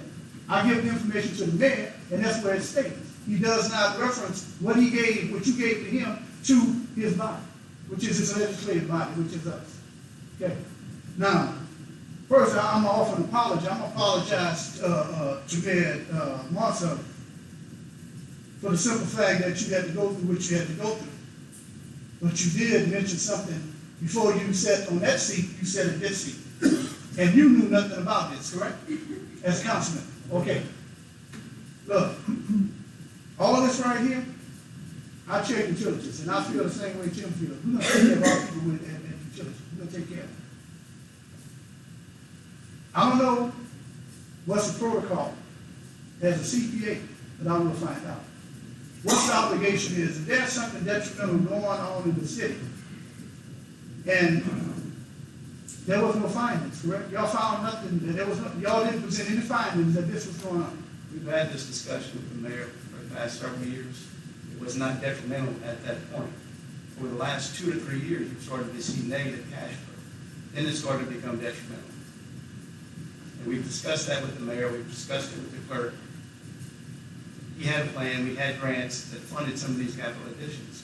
We've got to the point now where you have almost a normal year. You've used your bond proceeds, you have no grant proceeds. Right. So now we're determining, and I met with the mayor and I met with Greg Jones at the same meeting. Well, and we determined that we need to find a way to increase the sewer utilities at that point. What's given to us goes back 12 years that money from the general fund was being used to supplement utilities. Am I right or wrong? The last 2 years. The last 2 years? That's transferred in 2017 and 2018. Well, hold up now, that's not what we've been, unless I heard something different. The way it came to me, we said we were losing money for the last 12 years. You were losing money. Something needs to be clarified here. The utility fund was feeding it. Yeah, because it had enough money into it to take care of its business. It's gone now. Okay. Plus 700 from general. But the utility fund was used and taxpayers paid it into it to take care of it. Because it was never addressed. Again, it was never addressed. So, I mean, the only way we know something is that we're not administrative. We're not in City Hall 40 hours a week or whatever. Okay? We don't know what's going on. Only time we get something is when it's presented to us. And like we said, My comrades just used the term, 6 months ago, all this was thrown to us and said, here, by the way, we need to raise utilities to get it done. Okay? Now, we're here understanding that it was only 2 years that the fund hadn't failed itself. Correct? It's had an operating loss for several years, but you had negative cash flow starting about 4 years ago. Okay, even to the point, you just used a negative cash flow. Isn't that something that this council should have been aware of? Anytime you use a negative. It was discussed with the administration. No, it wasn't. Was it discussed with the mayor or with the administration? Was it discussed with you in your first meeting? Hold on, Tim, this was before Tim got here, that's, hold on. Okay, this has been going on for over 2 years, whatever. I'll make my apologies to him. All right, I don't want to take that back. Listen to what I'm saying. When you came into this situation, when you came into it, when you found that there was a deficit, don't you have a responsibility to put that as a finding, that you'll have negative in whatever department, whatever account that you have? In this case, you had mitigating funds coming in. I understand about the funds to cover, but yet if you're losing, it should be made aware to the council at least. It was made aware to the mayor. Once again, I hope you understand where I'm going with this. But the mayor did not tell us anything. Okay, which you don't have no control over. Don't get me wrong. But at the end of the day, I mean, look, you don't work for the mayor, you work for the city of Crowley. The mayor doesn't pay you a salary, the citizens does. Okay? Don't you think it would have been nice to go and say, you know what, by the way, whether it come as an op-ed to the whole city and call them and say, you know what, they might want to put this inside, that's our official journal right there. That the city of Crowley losing money. I presented a report last week that basically showed you were losing money. I've done that for the last 12 years. I brought a report to you with that utility fund in there. I presented you with the financial statements. Okay, thank you. Mr. Crater. That was smart.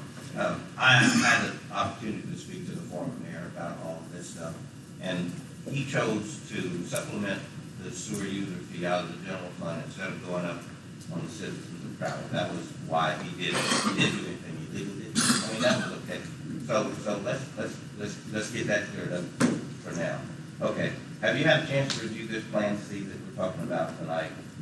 You heard us talking about it, that we're going to raise an additional $300,000. If we pass this plan, we're not going to be doing anything illegal, are we? You will potentially be violating your internal controls, which is the use of an enterprise fund. So you could have a significant deficiency or material weakness in internal controls over financial reporting. So this $300,000 extra that we're going to generate is not sufficient in your mind to bring us where we need to be. But I'm asking the question is that if we do pass this, are we doing anything illegal? Because it sounds like we're doing something that the state lets, we're going to all be liable and we're going to go to jail. He will have an internal control finding, which will be a report. Where it goes from there, I'm not sure. And we've had those for the last, how many, 12 years, you said, right? You've had an internal control finding, yes. And nobody went to jail yet? Nobody's gone to jail, but I can't say where it would go from there. But you may have a potential bond compliance issue also. It just depends on the numbers work out with the increase. And we won't know that until we implement it. Thank you. Also, I have a question in reference to what Mr. Craig was saying. We in the past, did we have findings, findings through not Mr. Carter, but through DEQ and so forth and so on, and what we fined years ago? For the same, do you remember that? The city has been under compliance order in the past with DEQ, for which penalties were paid. Penalties were calculated based on a matrix of criteria, and penalties were paid in the past. Yes. Ms. Strickland. Thank you, Mayor. I feel like bringing up the quarterly report to the council regarding that fund would be to prevent this from happening again. That was my whole idea in having that report brought to us, because I understand, Mr. Carter, thank you for all you do. His report only is annually. We would at least need to know quarterly how that fund is building up, because from what I understand it, it's our rainy day fund. And I would just also like to say we need to pursue grants. Thank you.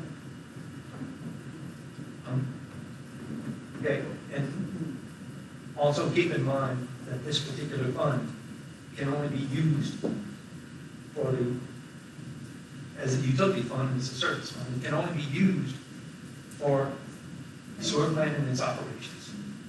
Yes, ma'am. But it has been misused in the past. Just saying. I disagree, but anyway. As far as this year, but anyway.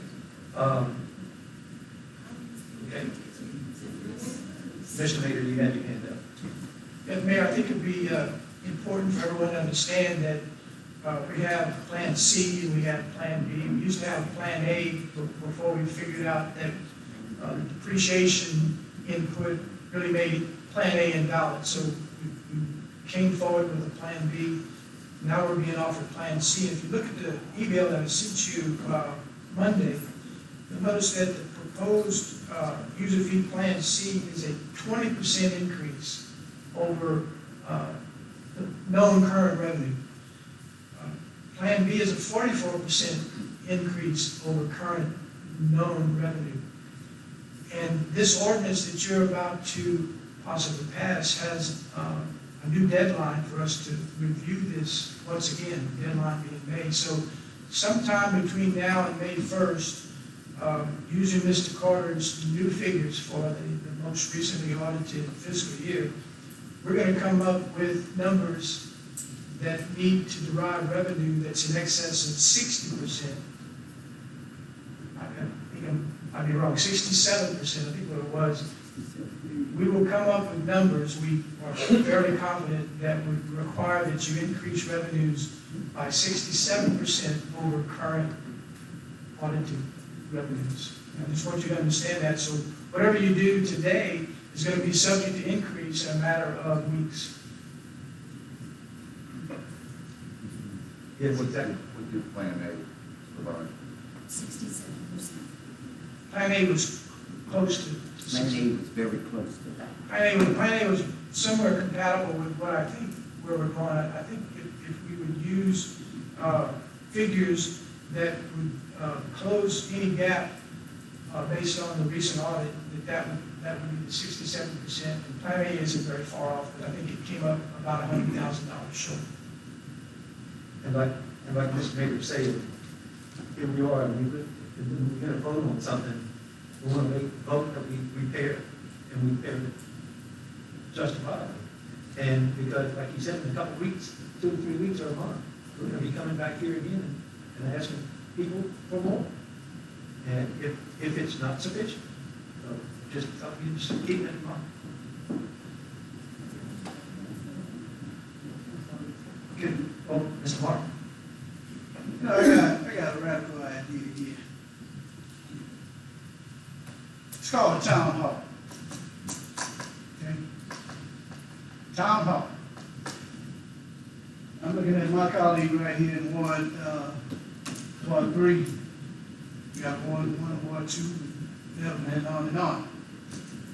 The only way you're going to find out how people feel about it is asking people how they feel about it. Okay? Oh, there's another way. Let's call for a town hall meeting if we all want to get together here and put opportunities and views into it. Let's have a town hall meeting and invite all the public here. And ask them their opinion. Give them both of the scenarios that we have. Okay, hold on. And do the democratic way, we take a vote of the people. Whether it be by card or it be by a show of hands. So that way right there, they'll do their due diligence in telling us what they want. Okay? Because I'm going to say, just like Lau used his authoritative vote, I'm going to use my authoritative vote. I'm not voting for none of this until I see where it's going. Okay? But if my constituents tell me, okay, we cool with B, or we cool with C, or even A, well, guess what? They just told me what to do. Okay? But when you look at what, 67, 60, whatever, that ain't happening here, not in America. If you go to anybody and tell them, hey man, we selling something and we're gonna mark it up 67%, they're gonna look at you like you're crazy. First thing they're gonna do is get the hell out of your store. Okay? So think about it. We have time. I know just like they just used the term, when we vote on this today, in a couple of weeks, Tim, in your words, in a few months, we'll be looking to vote again, right? To increase again, correct? Okay. Why not do it one time? Mayor, whatever it takes, get the journal with each one of us. We got to put posters out to the churches and whatever, whoever, and tell them on this day and time we have an official meeting of the Board of Aldermen, council members, whatever you want to be called, with the express duties of asking you how you want to handle the problems that we're having with our sewage. And I guarantee you, if you do that, we're going to cover all bases. Just think about it. All right, thank you, Mr. Martin. I want to remind everyone that there was a democratic system that was put in place. We did have a public At hearing. 4 o'clock in the evening. And we did have a public hearing, and there were a number of meetings that were, this was discussed at. So I'm going to call a vote. Question? Mayor, I'd like to make a motion to amend the substitute motion to utilize the rates as originally proposed by Mr. Mayor for $15 for the first 2,000 gallons and $5.50 for every 1,000 subsequent thereafter. Second. Amendment offered by Mr. Bell, seconded by Mr. Vogel. Discussion?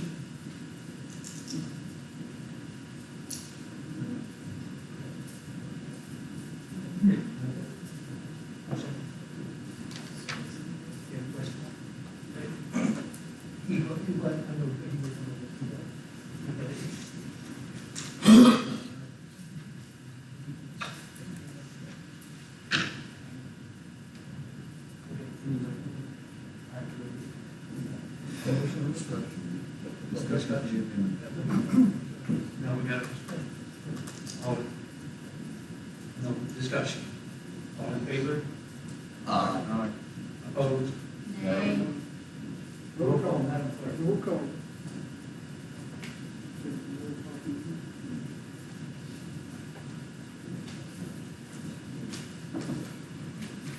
And this is on the agenda just to pass it. This amendment, Just amended. yes. Jeff Lavelle, Yes. Brad Cord, No. Clint Prater, No. Lon Fogelman, Yes. Stephen Primo, Yes. Sammy Reggie, No. Kim Stringfellow, No. Byron Woodridge, No. and Vernon Martin. No. All right, motion fails. We go back to the original. That's correct. Motion is amended. I'd like to call the vote, please. Roll call, Madam Clerk. This is all the, what is the original? With my amendment? No, the original. Yes, on the amended motion. You already voted your amendment, now we on the original amended motion. Original. All in favor? Go ahead. Clarity purposes, this is planted as it was amended tonight. Jeff Lavelle, No. Brad Cord, Yes. Clint Prater, Yes. Lon Fogelman, No. Stephen Primo, No. Sammy Reggie, Still a no. Kim Stringfellow, Yes. Byron Woodridge, Yes. Vernon Martin. Yes.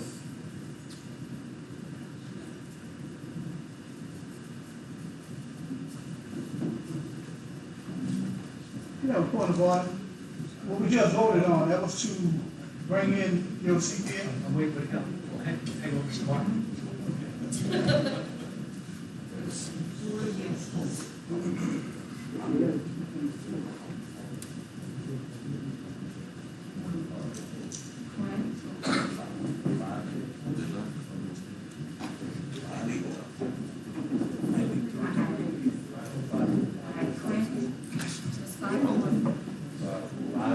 Kim, Byron,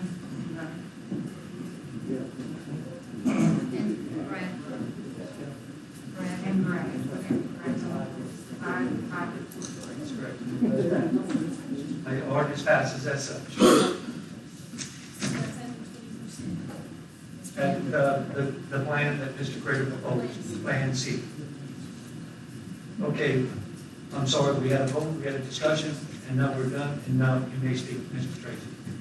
Well, I kind of want to speak before. I understand, but we had. But no, but so now I can't speak? Yes, sir. Okay. I apologize. So I will say what I was going to say anyway. I am tired. I am tired of the can being kicked down the road. Okay, I've said this before, you can go look in previous meetings. I'm tired of the can being kicked down the road. Allow us to look at my playbook because he said it all. We got professionals that y'all hire and appoint to give y'all advice, and y'all still refuse to accept their recommendations, and it's frustrating, okay? We talk about how we wasn't getting this report, wasn't getting that report, didn't know it was in the audit. You can go to the legislator's office website and pick the audit right now and look at it. Y'all hired to do that job. Do your job. I am not pointing out anybody, but Mr. Cavell, he takes extra time and does the numbers and does it. Please do the same thing. It is very frustrating to sit here and y'all wondering which plan to go over, and y'all didn't know until 2 days before. Just do your job, and we as citizens are just frustrated with it. Some of them don't show up no more because it's off the record. And I told a couple of these here. The general public out there, this is strictly off the record, so Madam Clerk, please do not put this in the record. Okay? And newspaper don't put it in here because I don't want to support it. Well, I'll take that. But the general public think this is a circus. This is a circus. I made jokes before about getting popcorn for my sister-in-law at the movie theater. And I know y'all don't want to be that way, because y'all better than that. And y'all fighting over what plan's going to be the best of sewer user fee when you have a professional telling you which plan it is, and y'all didn't even vote for that plan. Y'all want to see an uprising? The next time y'all come back and say, we got to increase again because your auditor told you that it's not enough. Your city engineer told you it's not enough. You better pay for parking because you ain't about to have enough parking places. This is nuts. Please do something. I appreciate Mr. Lau voting no, and Mr. Primo voting no, and whoever else voted no for Plan C, because you know what? I looked into it. I looked at the audit because I said, hey, can I get the audit? Aaron says I can email it to you or look at the website. I went straight to the website. I took 3 hours to look through the audit. Okay? 3 hours of my own time, not my job. I don't get paid for that, but I looked at it. Okay? It was very clear that those numbers, that $300,000 was roughly for 2017, or 200,000, 300,000, I'm sorry. Then it was 400,000. Prior to that, we had enough money in the account. That tells me we're on the increase of losing money. If you do 300,000 and 400,000, something's wrong. It doesn't take a genius. I'm out of breath. I said what I had to say. Thank you. Thank you, Mr. Young. First of all, Mr. Please finish your report. do what? Please finish your report. That motion carried and voted. So you have your report. Hold up, wait a minute here. We just had someone got up here and just called us clowns. Wait, hold up. No. No, on the record, I did not call y'all clowns. I said the general public is calling y'all a circus. I did not say it's a clown, okay? Order, please. Order, Mr. No, Martin. man. Little man, Trade. little man. Order, Mr. Martin. Man, he just insulted a citizen of the a citizen of Crowley, Louisiana. You just said that you get popcorn to come here. You Mr. just Martin. insulted, well, I'm concerned, you just insulted. Mr. Martin. I don't know who you've been talking to. One more time, Mr. Martin, I'm gonna ask you, if you don't stop, I'm gonna have to ask you to leave. That's not a problem. Please, I have no problem with that. please, respect the chair that you're in. Very much so. Thank you. Order, please. Okay, point of order. Mr. Martin, no, sir. Point of order is continue your report. You and me, we're gonna have to talk after this, buddy. What? We're gonna have to talk. Let's go, Mr. Martin, continue your I don't have report. nothing to say to you. I got a lot to say to you. I'm not listening. All right, you will, I promise you. All right, let's see, what we have right now. Under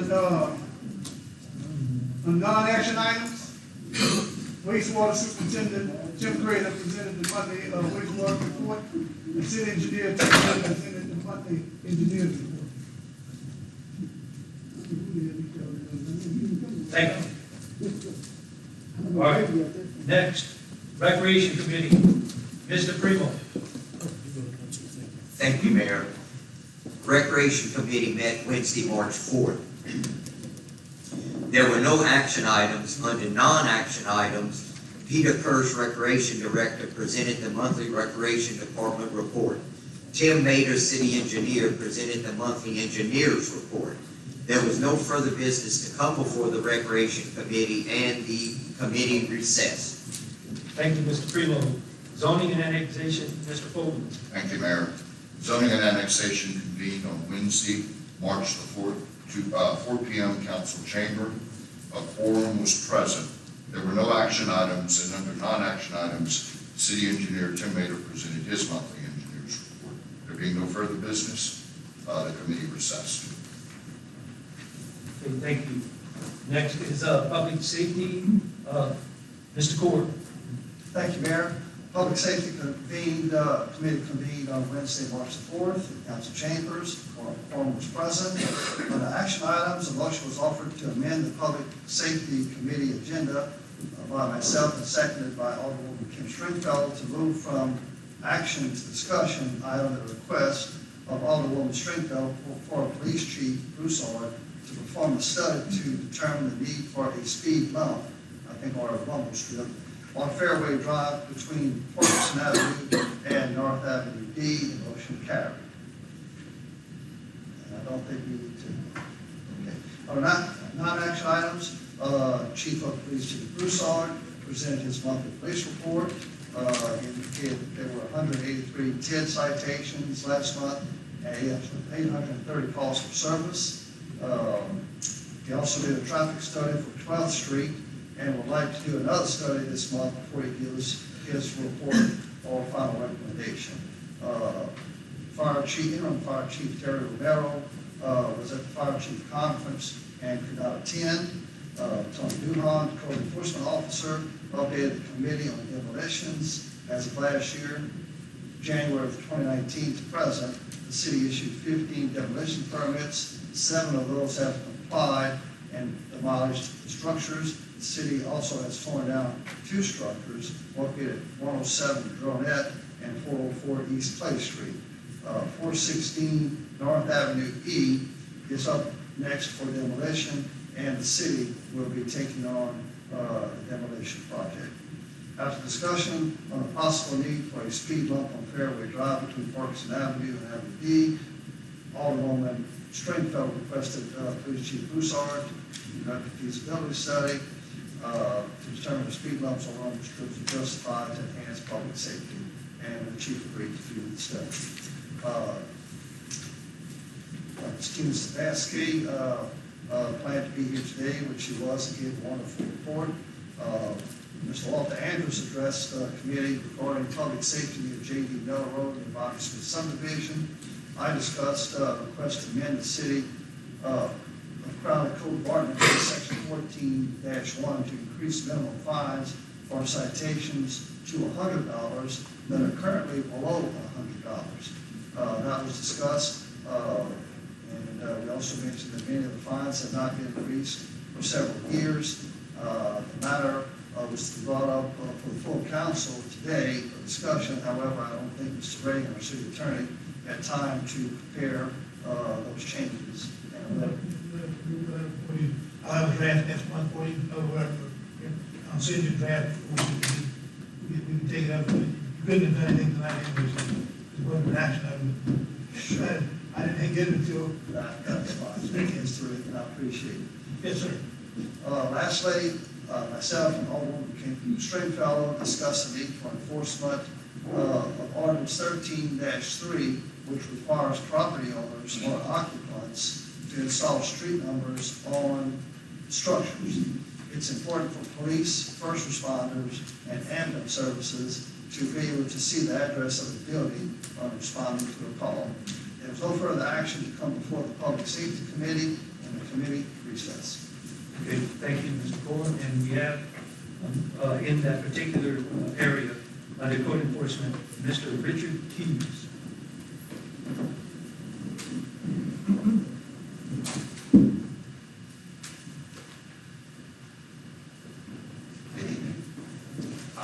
I was here a few weeks ago, obviously, most of the time. I understand that my part-time job didn't work out. So I'm here to ask you all to allow me to do it on a volunteer basis. And I can't imagine that anyone would say no to that. Okay. And that would be to provide services for the city? To work with Tony as a volunteer. You come, Mr. Richard, you come meet me tomorrow morning? What's that? I said, if you come meet me tomorrow morning, you talking about helping Tony on a volunteer basis? Yes, sir. If you come meet me tomorrow morning, we'll discuss that, and we'll find out all the legal ins and outs, and make sure that we can do that or not. What time? I'm there at 7 o'clock. How about 9? That'll work. I apologize, Mr. Coleman. I'd like to plant a seed, Mayor, if I may, and you as well, Mr. Hughes. I don't know how many of you noticed this past weekend, how many barbecues we had going on up and down Parkerson Avenue. This has been spoken about for years, literally for years. Problem is, we don't have anybody to issue tickets. You're wanting to raise them. I don't have opposition to that, but nobody's giving them out. I would just food for thought. Mr. Hughes, maybe a gas credit card or something, right up and down the street. Somebody's throwing trash, write a ticket. Somebody's barbecuing on the weekend, write a ticket. That's all. Let's discuss that, Mayor. Thank you. Thank you, Mr. Hughes, and I'll see you tomorrow morning. Thank you, Lefty. Yeah, thank you. Thank you, sir. Appreciate that greatly. Okay, before you close the public safety, we have to vote.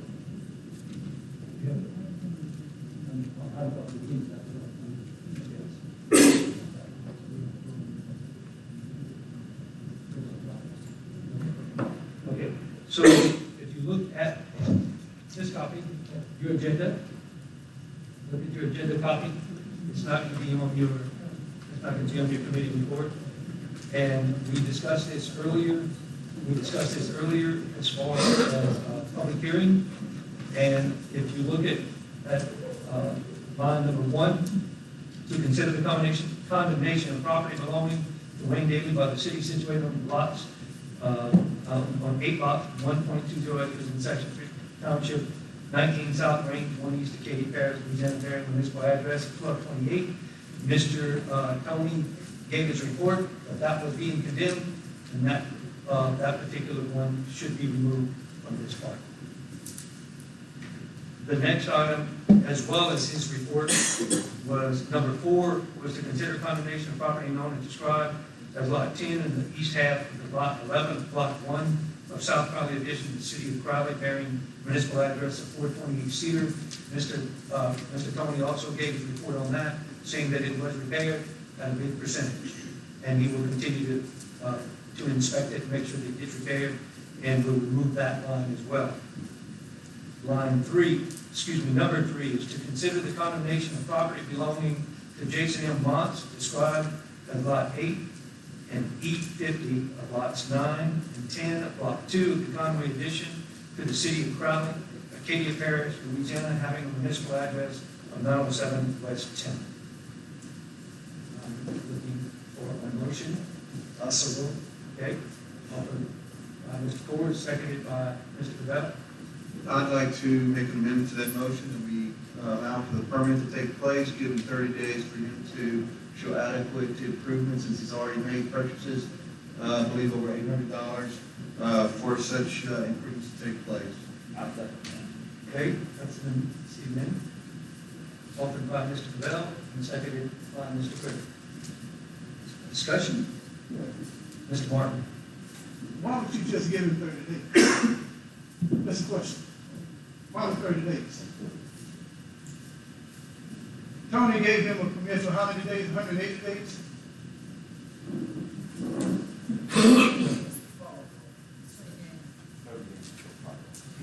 I thought that was already included in,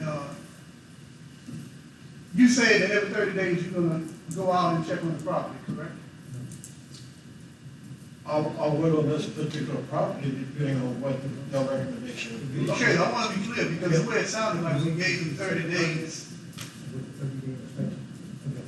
Okay, the motion on the floor was done by Mr. Bevell for accepting the permit for 180 days, but the 30-day inspection to follow. All right, make sure the 180 days is put into the motion. Okay, good enough. Thank you. Okay, Mr. Brandon?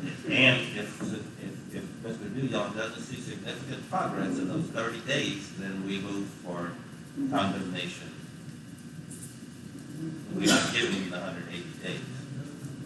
Yeah, based on his report, yes, sir. Okay, so we'll make. Thank you. Okay, make sure that we include that information. Thank you. Okay? All in favor? Aye. Opposed? Thank you.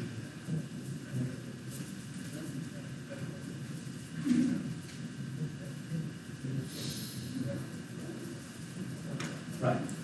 Now that we voted on this amendment, that's the first motion, we need to make sure that, we're going to vote on making sure that this amendment is, somebody needs to offer a motion that it takes over the original motion that is already there. I know. I'd have to amend my initial motion, To just make a motion and move. as amended. Second. Thank you. Offered by Mr. Ford, seconded by Mr. Stringfellow. Any discussion? All in favor? Aye. Thank you. Okay. Now that will officially conclude public safety. Thanks. Public buildings. Public buildings on video, Mr. Chair, Mr. Woolridge. Public Business Committee convened Wednesday, March 4th, 2020 at 4 p.m. We had a quorum on the action items. There was none on the non-action items. A update was provided by Mayor Monson on pressure washing the criminal justice system. It is obtaining the price that we get with Chief Bruce once he received the estimate, since the cost of the work would come out of the police department budget. Going in the dispatch area of the police department is coming up, and Alderman Prater asked that the issue be addressed. The chief has not noticed any leaks in the roof that was repaired, and the mayor indicated that the ceiling tile inside the building that needs replacement will be addressed after the next big rainfall to make sure there are no longer any leaks. There being no more business before the public building committee will be started. Thank you. Yeah. Before you recess, this question, I'm pretty sure you got a phone call. I guess I'll have to go to Tom on this, because I don't even remember. Tom, remember when we first started Enterprise Center? It was called Incubate at the time. Remember that? That was one of the areas that was designated as an incubator for the business to office space. Right. Okay. if someone wants to, achieve space, how would they go about doing that now? The business person said proposal, they need to bring it to the mayor's office. Okay. Submit an application, and then it goes through the process, it would go to the Community Economic Development Committee, and then, I think that's the process that we've used in the past to approve applications. This is the tax services, it's done that way, and others have done that way. That's why I had to think back, I wasn't sure. Okay, I just wanted to make sure. All right, I'll make sure that they get that information, they get it to them. All right, thank you. Thank you. Okay, insurance, thank you, Mr. Woodward. Insurance and personnel? Thank you, Mayor. The Insurance and Personnel Committee convened Wednesday, March 4th. We did have a quorum. There were no action items, and the non-action items, Mr. Luis Romero gave me a report, and I provided that to the council. He stated that the deadline for the applications for the fire chief's position was March 4th, and there were 10 applicants. The issue regarding holiday day for civil service employees was resolved. I had also originally had on my agenda in committee the question of the CPA, and we do have a CPA on contract. If anyone wants to discuss that with the mayor, I'm sure they can call him and find out that. There was no further business to come before the Insurance and Personnel Committee, and the committee recessed. Thank you. Thank you. Community and Economic Development, Mr. Reggie. Thank you, Mayor. The Community and Economic Development Committee convened Wednesday, March 4th, 2020 at 4 p.m. in the council chambers. A quorum was present. Under action items, a motion was made by myself and seconded by Alderman Clint Prater to approve a resolution of the mayor and board of aldermen of the City of Crowley, Acadia Parish, Louisiana, authorizing a boundary agreement between Supreme Rights LLC, a Louisiana limited liability company, and the City of Crowley to designate the location of the correct boundary of the 0.63 acres belonging to Supreme Rights LLC and the property belonging to the City of Crowley located on West Mill Street, block of 18 of South Crowley Addition, and to provide for all the matters relative thereto and in connection therewith. Motion carried, I so move. Second. Offered by offered by Mr. Reggie and seconded by Mr. Primo. Discussion. All in favor? Aye. Opposed? A proclamation was offered by myself, proclamating the month of April 2020 as Fair Housing Month. A proclamation was offered again by myself, proclaiming April 13th through 18th, 2020 as National Community Development Week. Mr. Reggie, if I may. Yes, sir. Last week, whenever we were in committee, we did not get a second to officially proclaim. So I'm going to ask for a motion, please, on both of these items. I will make a motion. And as they have already been read. Mr. Woolridge. Offered by Mr. Reggie, seconded by Mr. Woolridge. Any discussion? All in favor? Aye. Thank you so much. And they are signed, ready to go. All right, thanks. A motion was offered again by myself and seconded by Alderman Jeff Cobell, approving a request of the Crowley Main Street for the City of Crowley to co-sponsor the Art and Wine Stroll to be held on Friday, May 1st, 2020 from 5 to 8 p.m. in the Main Street District. Motion carried, and I so move. Offered by Mr. Reggie, seconded by Mr. Ford. Discussion? All in favor? Aye. Opposed? Again, a motion was offered by myself and seconded by Alderman Brad Core, approving the request of the Crowley Main Street for the City of Crowley to co-sponsor Kids Day in the Downtown District to be held on Saturday, August 22nd, 2020. Motion carried, and I so move. Second. Offered by Mr. Reggie, second by Ms. Springfellow. Discussion? All in favor? Opposed? Thank you. And again, a motion was offered by myself and seconded by Alderman Clint Prater, approving the request of the Crowley Main Street for the City of Crowley to co-sponsor Taste of Crowley to be held on Thursday, November 5th, 2020. Motion carried, and I so move. Offered by Mr. Reggie, seconded by Mr. Prater. Discussion? All in favor? Aye. Opposed? Continue. Under non-action items, Alderman Kim Stringfellow provided an update on the Clean the City contest scheduled for Tuesday, March 24th. There will be a cleanup day on either March 21st or 22nd to be determined by the weather.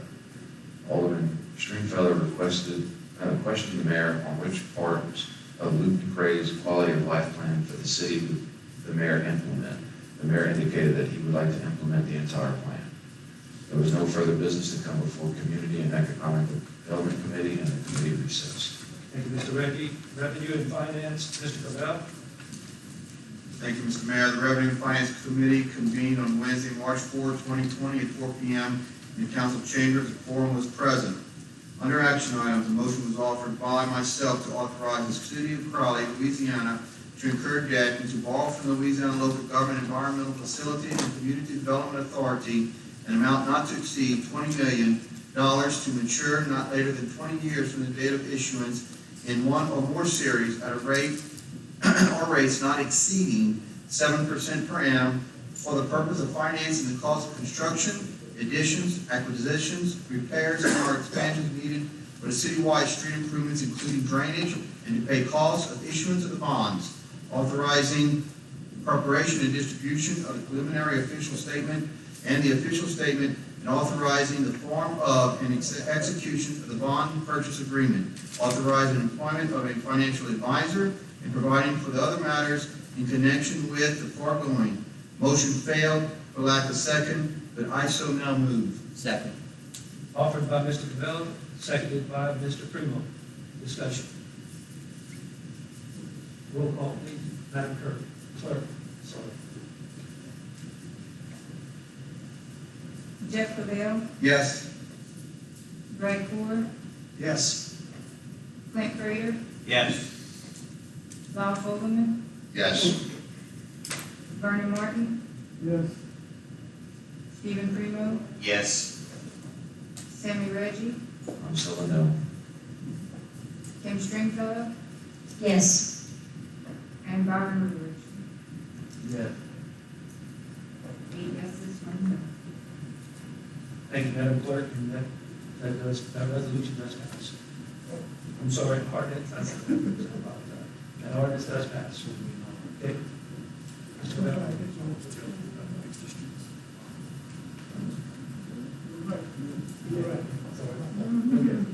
I'll second guess myself. Mr. Cavell. After I recognized Jay Dugfield, bond counsel, and Whitney Laird and Sean Tubes, financial consultants, to discuss the citywide street improvements and financing for same, I again offer the motion to authorize the City of Crowley, Louisiana, to incur the debt as explained previously. The motion failed for lack of a second. The motion was offered by myself and seconded by Alderman Brad Court to authorize a resolution of the mayor and the Board of Aldermen of the City of Crowley, Katy Parish, Louisiana, authorizing an intergovernmental agreement with the assist agency to provide public funding to contribute to the salaries of a site director, program facilitator, and coordinator, and other personnel for the 2020 summer food service and activities program for the elementary preschool children to provide for matters there relative thereto. And I move that we set the financial amount to $7,500, and I so move. Second. Okay, that amount of $7,500 offered by Mr. Cavell. Excuse me. And seconded by Mr. Primo. Discussion. Yes. Mr. Martin. Okay, it was agreed upon about for the 10,000. Where did the 7,500 come from? The 10,000 was increased last year from 75. In looking at the percentages of people that were participating, I saw where of 100% of the people that participated used 10,000, 75% came from Crowley. That's 7,500, 25% came from the City of Rain. So I was feeling that if the City of Rain can contribute 25%, 2,500, we match 7,500, they'd have the $10,000. But you got to understand, we can't obligate the other city to do anything. This is in the City of Crowley. Okay, for them to get to this, you're buying gas, food, whatever.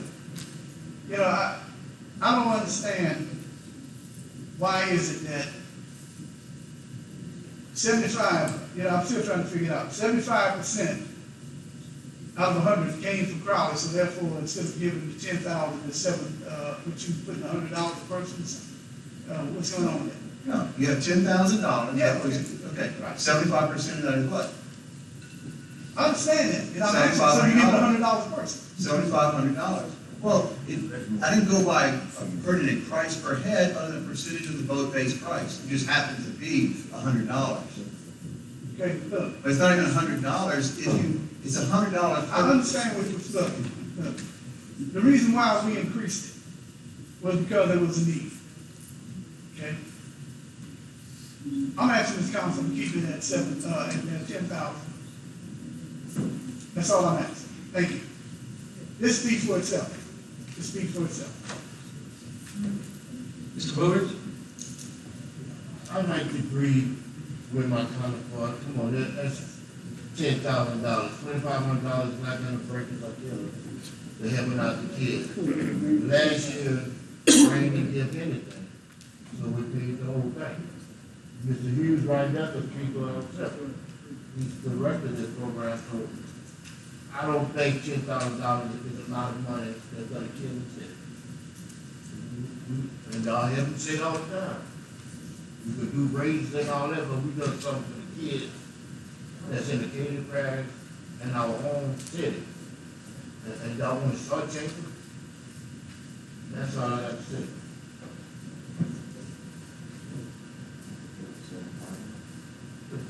The motion on the floor is for $7,500. Okay. Any discussion? No further discussion? Oh, Mr. Fraser? Can we hear from Mr. Stoops, please? He's here representing the CIS agency, and he could shed some light on this problem. Thank you, Mr. Prater. I don't think I brought to the mayor's attention this morning a revised budget. Did you pass it out to council members? Yeah, Have you received? I know you talked about the $10,000 being the city part, but if you look at the actual total budget, it's $67,891.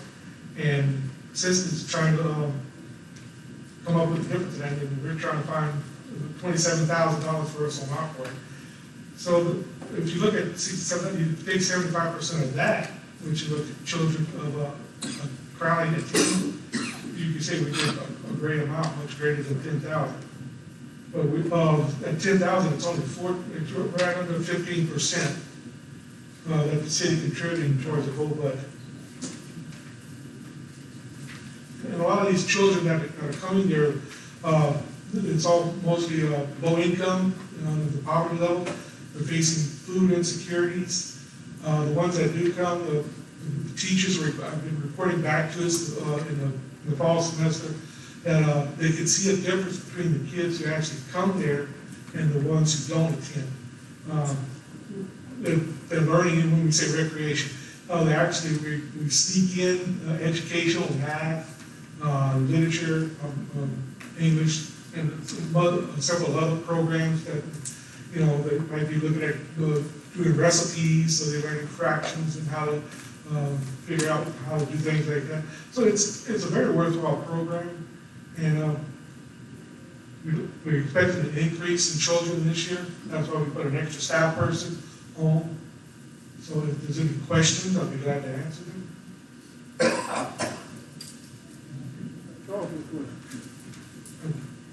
We definitely appreciate the city contributing. We do say that.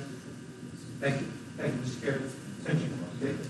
All right, no further discussion? No further discussion? No further discussion? All in favor? Which one are we, I'm sorry. We're on the $7,500. We're on the $7,500 motion at this time.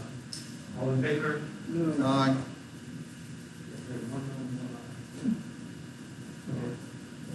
Roll call. Jeff Lavelle, Yes. Brad Core, No. Clint Creeder, No. Bob Fogelman, Yes. Vernon Martin, No. Stephen Primo, Yes. Sammy Reggie, Yes. Jim Stringfellow, No. and Byron Burbidge. No. 4 yeas, 5 nays. All right? It's not, motion does not pass. Under non-action items, Rob Carr and Calder Slavin and Company presented the city's audit report. There's no further, You have to be amended motion, hold on. there was no amended motion. Give us a chance. I didn't know I didn't hear him. You just, recognize it. I'm your sorry. motion just failed. Okay, now, I would like to. Wait, Mr. Martin, please let me explain. Okay, I did not hear the mayor recognize I do myself. understand. I do understand. All right, that, Nothing for you. No, I'm just saying, just hold on. There you go. I'd like to make an amended motion that we allocate $10,000 to the 6 agency for the summer program. motion by Mr. Martin, second by Mr. Rubrick. Discussion. Mr. Cabell? President, what's that, budgeted for the? For the whole thing? 67,000. No, no, no. No.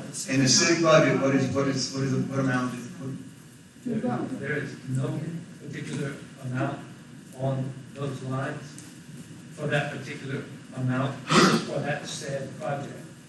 We will have to look, and I was gonna say, whatever amount you put in, we're gonna have to do it as a contingency to making sure that we do have the amount in the budget to be able to cover it.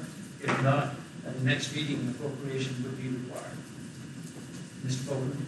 Do we know what we have traditionally provided? We have provided in the past $7,100.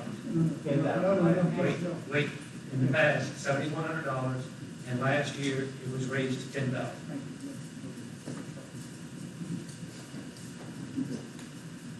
Mr. Primo? Do we know, does the city of Rain contribute anything? No, sir. They don't? Mr. Stevens, I apologize. Does Rain contribute to this? No, sir, we have approached them, and they turned us down last year and again this year. We have approached the police jury, and they had considered it, but on the previous administration, they said no, and I'm waiting for them to respond. We still have a couple of months before it starts, and we're still looking for other sources. We're doing a fundraiser pool board sale in May. We're trying to generate some funds there, but that will only be $1,000. Okay. All right, okay, Mr. Martin. With all due respect, I'm sorry, you recognize me? Yes, sir, you had your hand up. I'm No, sorry. but, I didn't see. Oh, Go ahead, Mr. he is up Stevens, oh, you first. hand up. He had his hand up, I'm sorry. Now, I was just simply ask, this program, is it parish-wide, City of Crowley? Because, you know, can you, these children that come, can you limit them, say, well, if you live in the City of Crowley, you're welcome, but if you're not, suppose you get a bombardment of children from Church Point and Tucson and other IOTA that come, I mean, how do you regulate who is coming based on the funding? It is a program that is open to the whole parish, but we only provide a bus service currently to Rain, to bring them here. We bring them here, partially paid for, and it's covered under the feeding program by USDA, but it's passed through the Department of Education Child Nutrition Program. And so we're using just the bus service to bring them for that, and since they're here, instead of bringing them back again for lunch, they're staying for the recreation program, so that, but there's no bus transportation anywhere else within the parish. Most of the children that do attend, they walk to the Crowley Middle School to attend.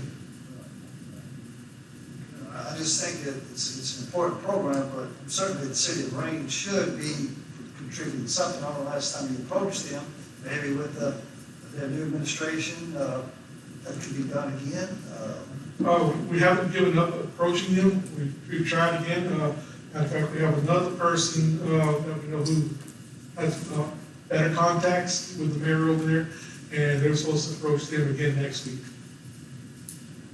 But that's something we can't foresee if we get anything again.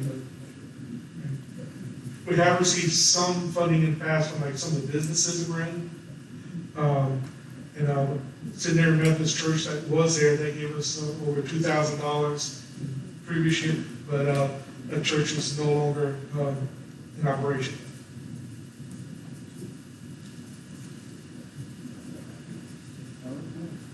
Oh, Mr. Martin. No, Mr. Martin. With all due respect to everything you just said, and Brad, thank you for the question.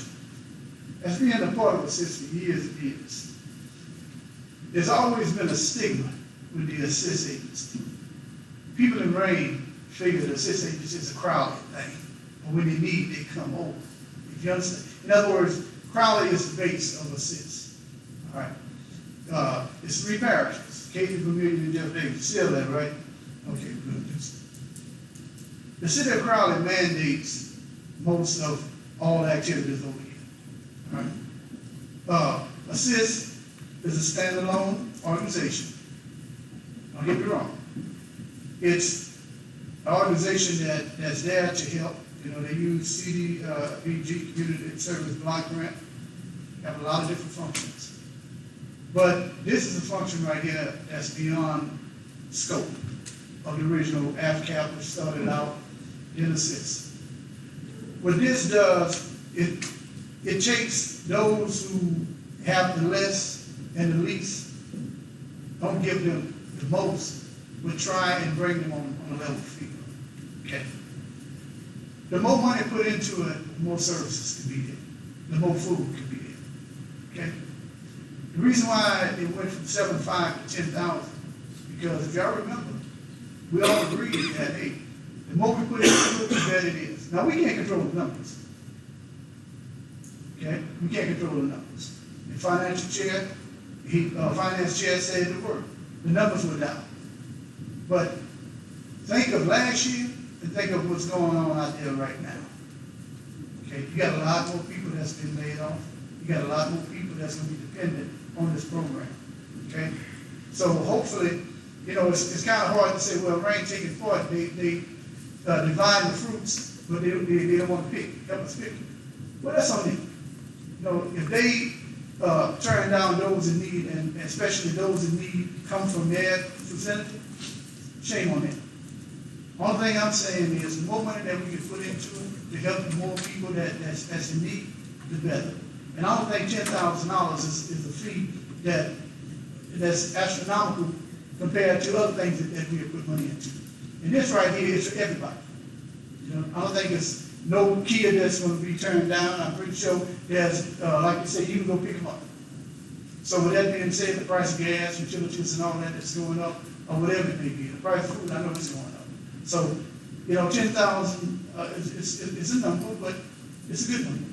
And I'm just asking council to please keep it at that. And by chance that Rain do anything in the future, and I'll do this, I'll call Chuck myself tomorrow and talk to him and let him know what's going on. But if there is money to come in, why don't we do receive and reduce? Everybody believe in that, right? If y'all receive more money, then we reduce the next time. But I would ask that the council keep it at 10,000, set the bar now at 10,000. So that way right there, if Rain decides to say, well, we're going to send 2,500 in, well, the next obligation for the city will be 7,500. Because now we got 2 different municipalities. Understand? Yes. Mr.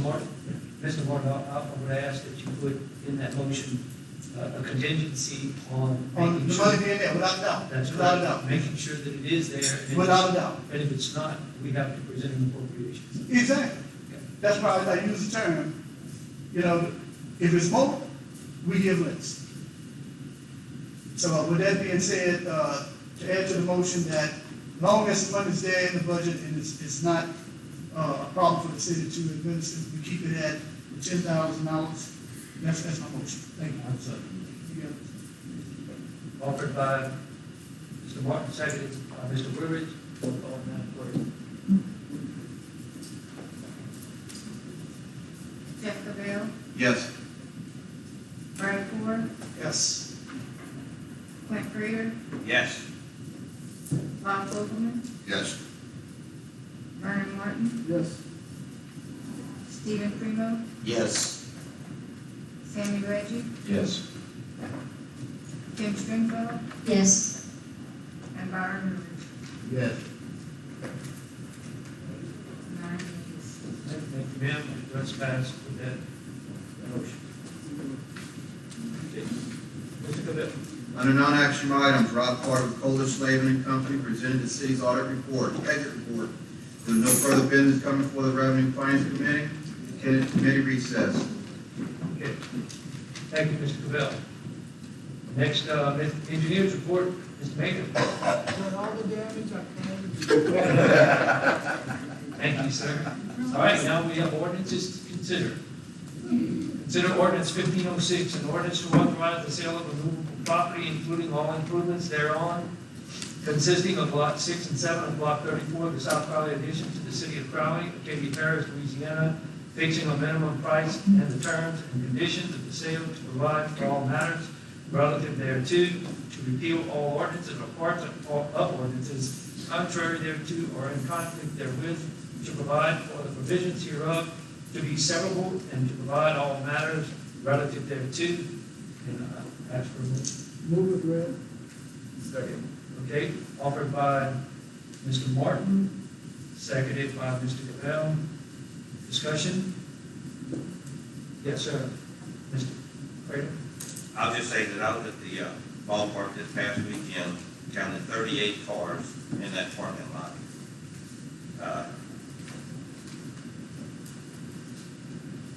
I think everybody's assuming that we're gonna sell this to Falcon, but let's be real here.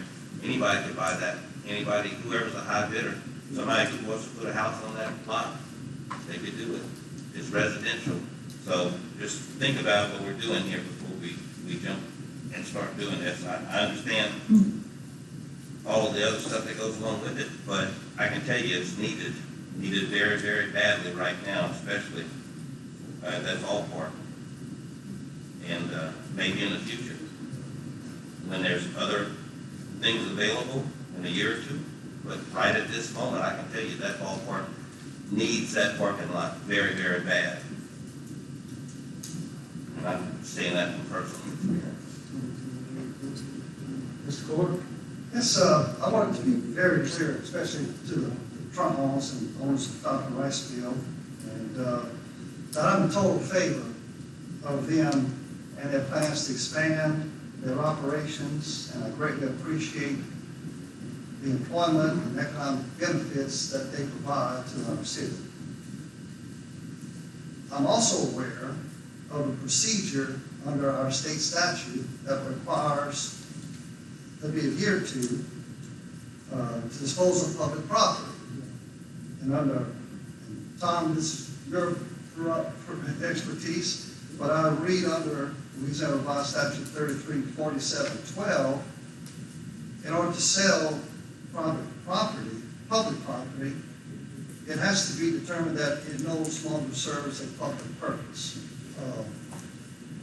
What Mr. Prater is saying and others understand that the property continues to serve a public purpose.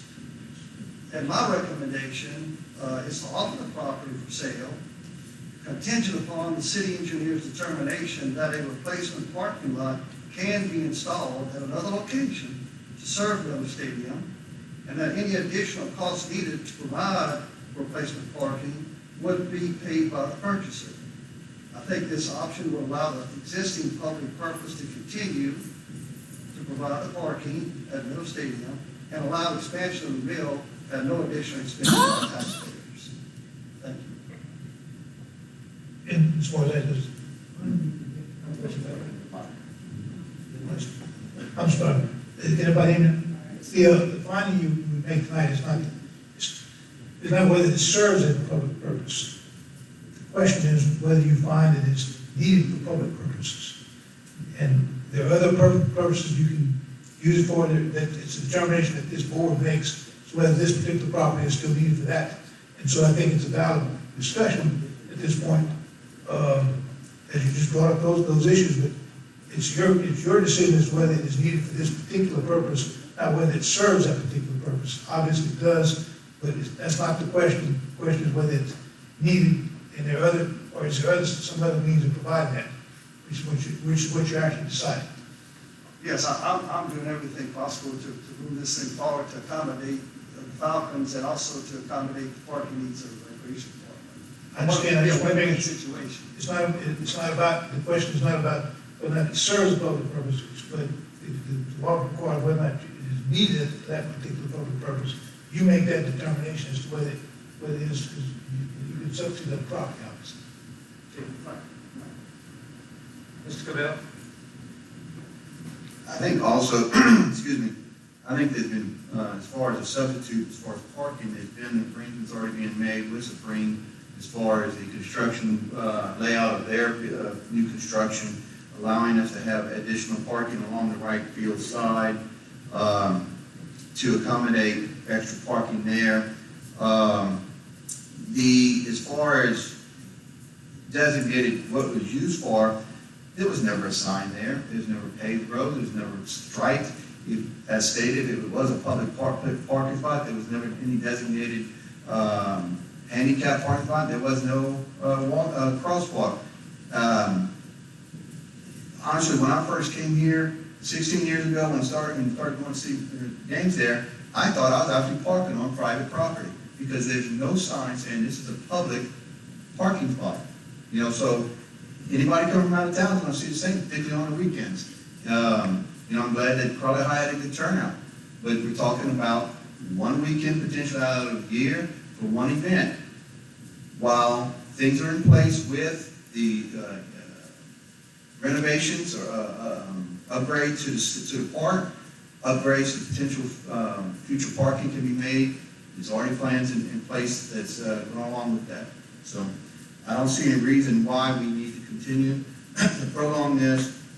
Yes, Falcon Rice Mill has shown interest, but it's not guaranteed because it has to be done on a sealed bid. So anything other than we're voting on now is just whether we're going to sell that piece of property or not.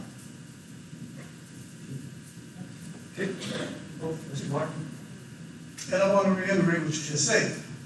My vote is to sell the property if possible. You heard me bring up the fact of the zoning. Who can say that the people around there are going to sign it in the first place? Okay? The only thing I'm asking is this. You have the judiciary responsibility to take care of the city business. If I remember now, you had mentioned there's no title to that property. I remember when Mayor Delahousie brought this up. The city council at the time, we okayed the purchase of the property for, quote unquote, parking for Miller State. Have to go back into the minutes with this and to the archives. Okay? I don't remember whether recreation funds were used or not. Have to go back into the archives. All right? We have to do what we have to do. And like I said before, I'm all for business expanding and everything, but I'm also, we have to do what's legal. Okay?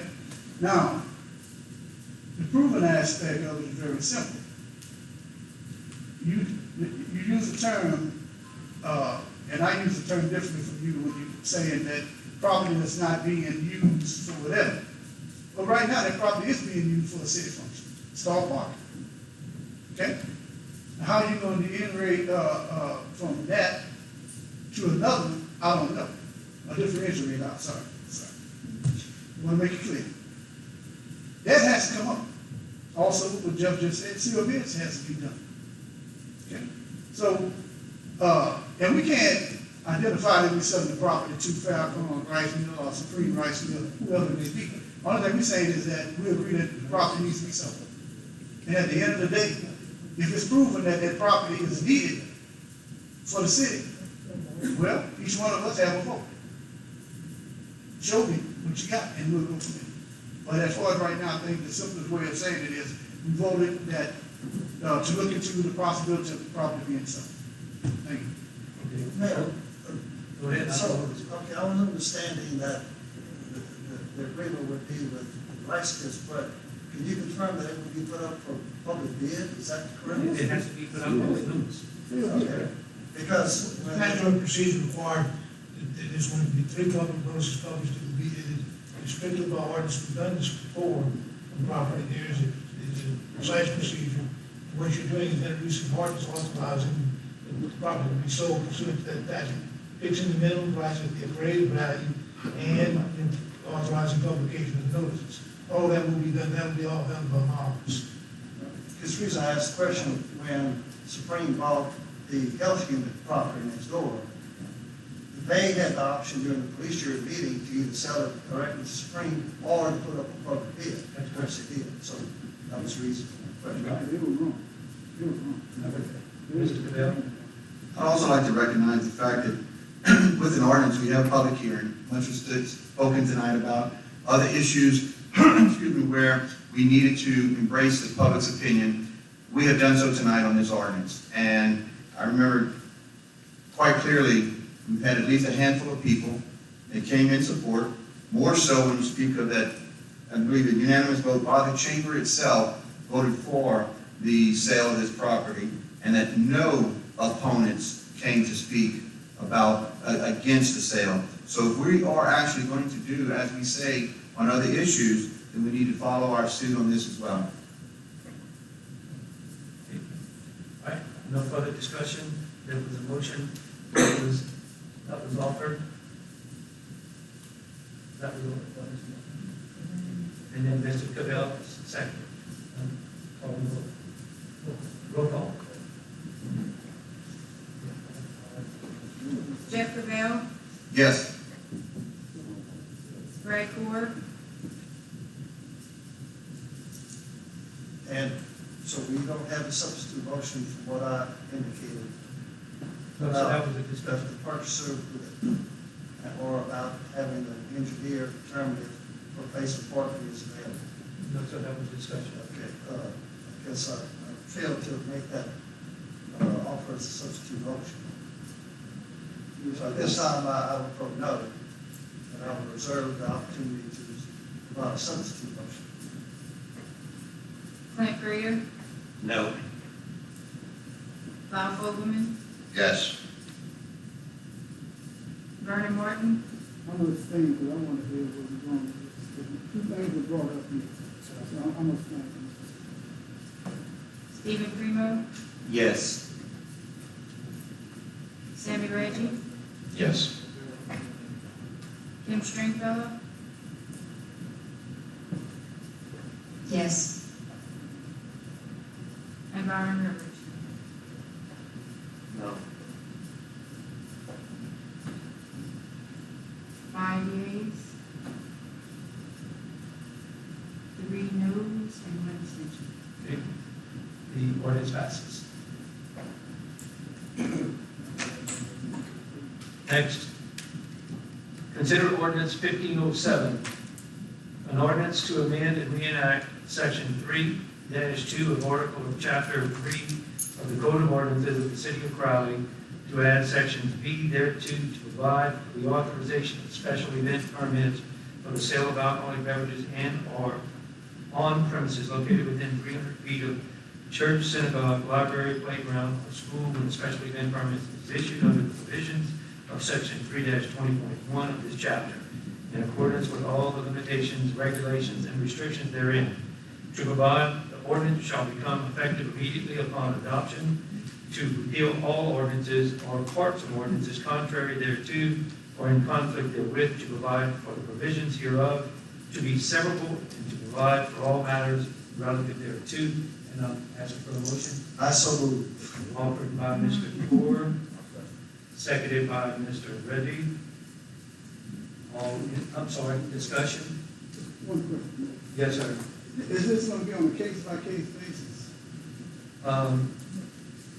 Actually, it's an ordinance that is being put in place, and it's for public property, and these people will have to have in their possession a events permit, special events permit. Well, I just wanted to make sure that you know that you're opening up a can of worms. Because if a certified nonprofit decide to go to the park, They can 501(c). that's what I'm saying. Yes, sir. Okay, and they may not be quote-unquote persons that you may not, let's say they have a scrupulous wording and doing things differently from what we would normally say. We know what's going on with this. Okay, how would you intervene with that? Because basically, understand, there's an ordinance. That means if I have a 501c3, you cannot confuse me. As long as the chief signs off on it, you can't confuse me. Well, but you also have to purchase a special events permit from the state. And only thing you need to get that is have a clean record. Correct. Okay. So what I'm saying is, I think we need to make this on a case-by-case basis. Whenever the chamber come up, we know that's automatic with y'all. No, it's actually not. So for us to get a special event permit, we have to come to you and get approval first. That's why I'm asking was a case-to-case basis. You Right. did it, okay. You're talking about a co-sponsorship? No. Yes, As so an each event that ordinance. comes up that you would do on public property, Right, you have right. to get permission from the city. 'Cause it's your Exactly. property. So make sure it's the case that they come in front of this council. Okay, because normally, they go to the chief and go to Baton Rouge to get their special permit. We ain't got nothing to do with it, because No, all this is actually, ATAC won't give us a license unless we have a letter from the That's city. correct. Well, that's what I'm saying, because we would not have no reason to not give it to that person, if nothing's found wrong with it. Yeah, I think it's yours. But you still have to have a letter from the city. Yeah, well, I'm just saying, make it a case-to-case basis. That's me. Mr. Wood? The question I Mr. got Wood? is St. Louis have a bazaar every year. And doing it for the last 50 years, probably. So if they decide that they want alcohol to sell, what would we do in that situation? I'm not understanding your question pertaining to the ordinance. St. Teresa have a 501c church and decide that they want to do a concert. They have a bazaar every year for a weekend bazaar. And they decide that they want to sell beer, long as it's 300 feet away, they good. No, that's, this is more to allow that. Huh? This is to allow someone to bring. This is to allow that. I agree with you. Okay, yeah. So we, if everything's right, the permit, letter from the state, they good to go to heaven. So that's why I think we open up a can of worms too. Because the park is right 300 feet away. The county park is 300 feet away from St. Teresa. Where you're gonna have kids playing games and all that. And we all can say what might not happen with that. We don't know what's gonna happen. All I know is when they bring alcohol involved, things tend to happen, especially if you got kids around. You step on my feet like you bump into me, and there goes a big old problem with a fight. I mean, I love the one that drink alcohol, that ain't got nothing to do with that.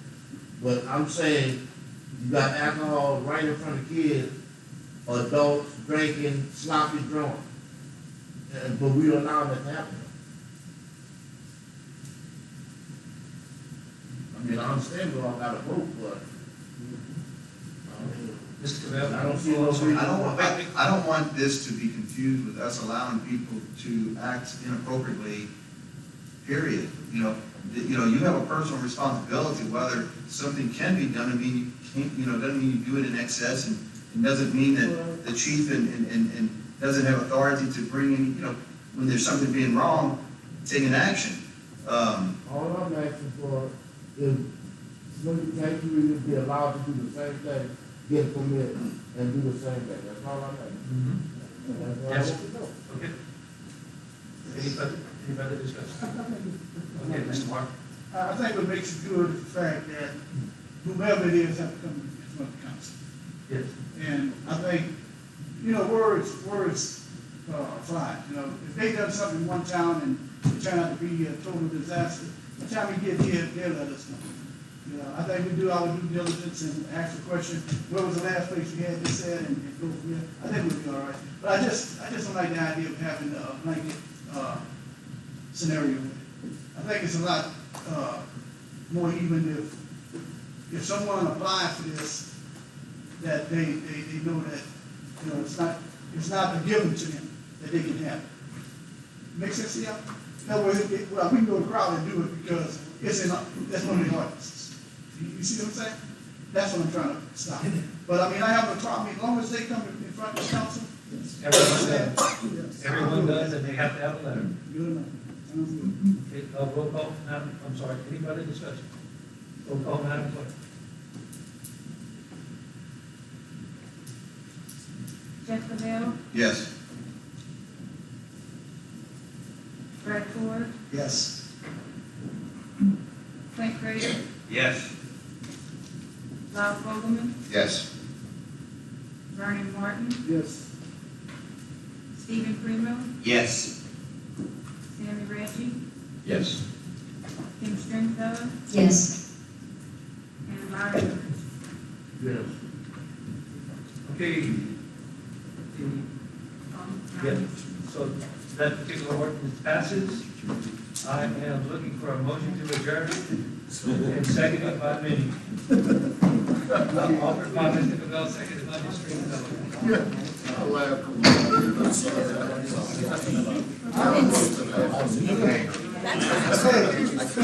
Hey, Rick. I like you shaking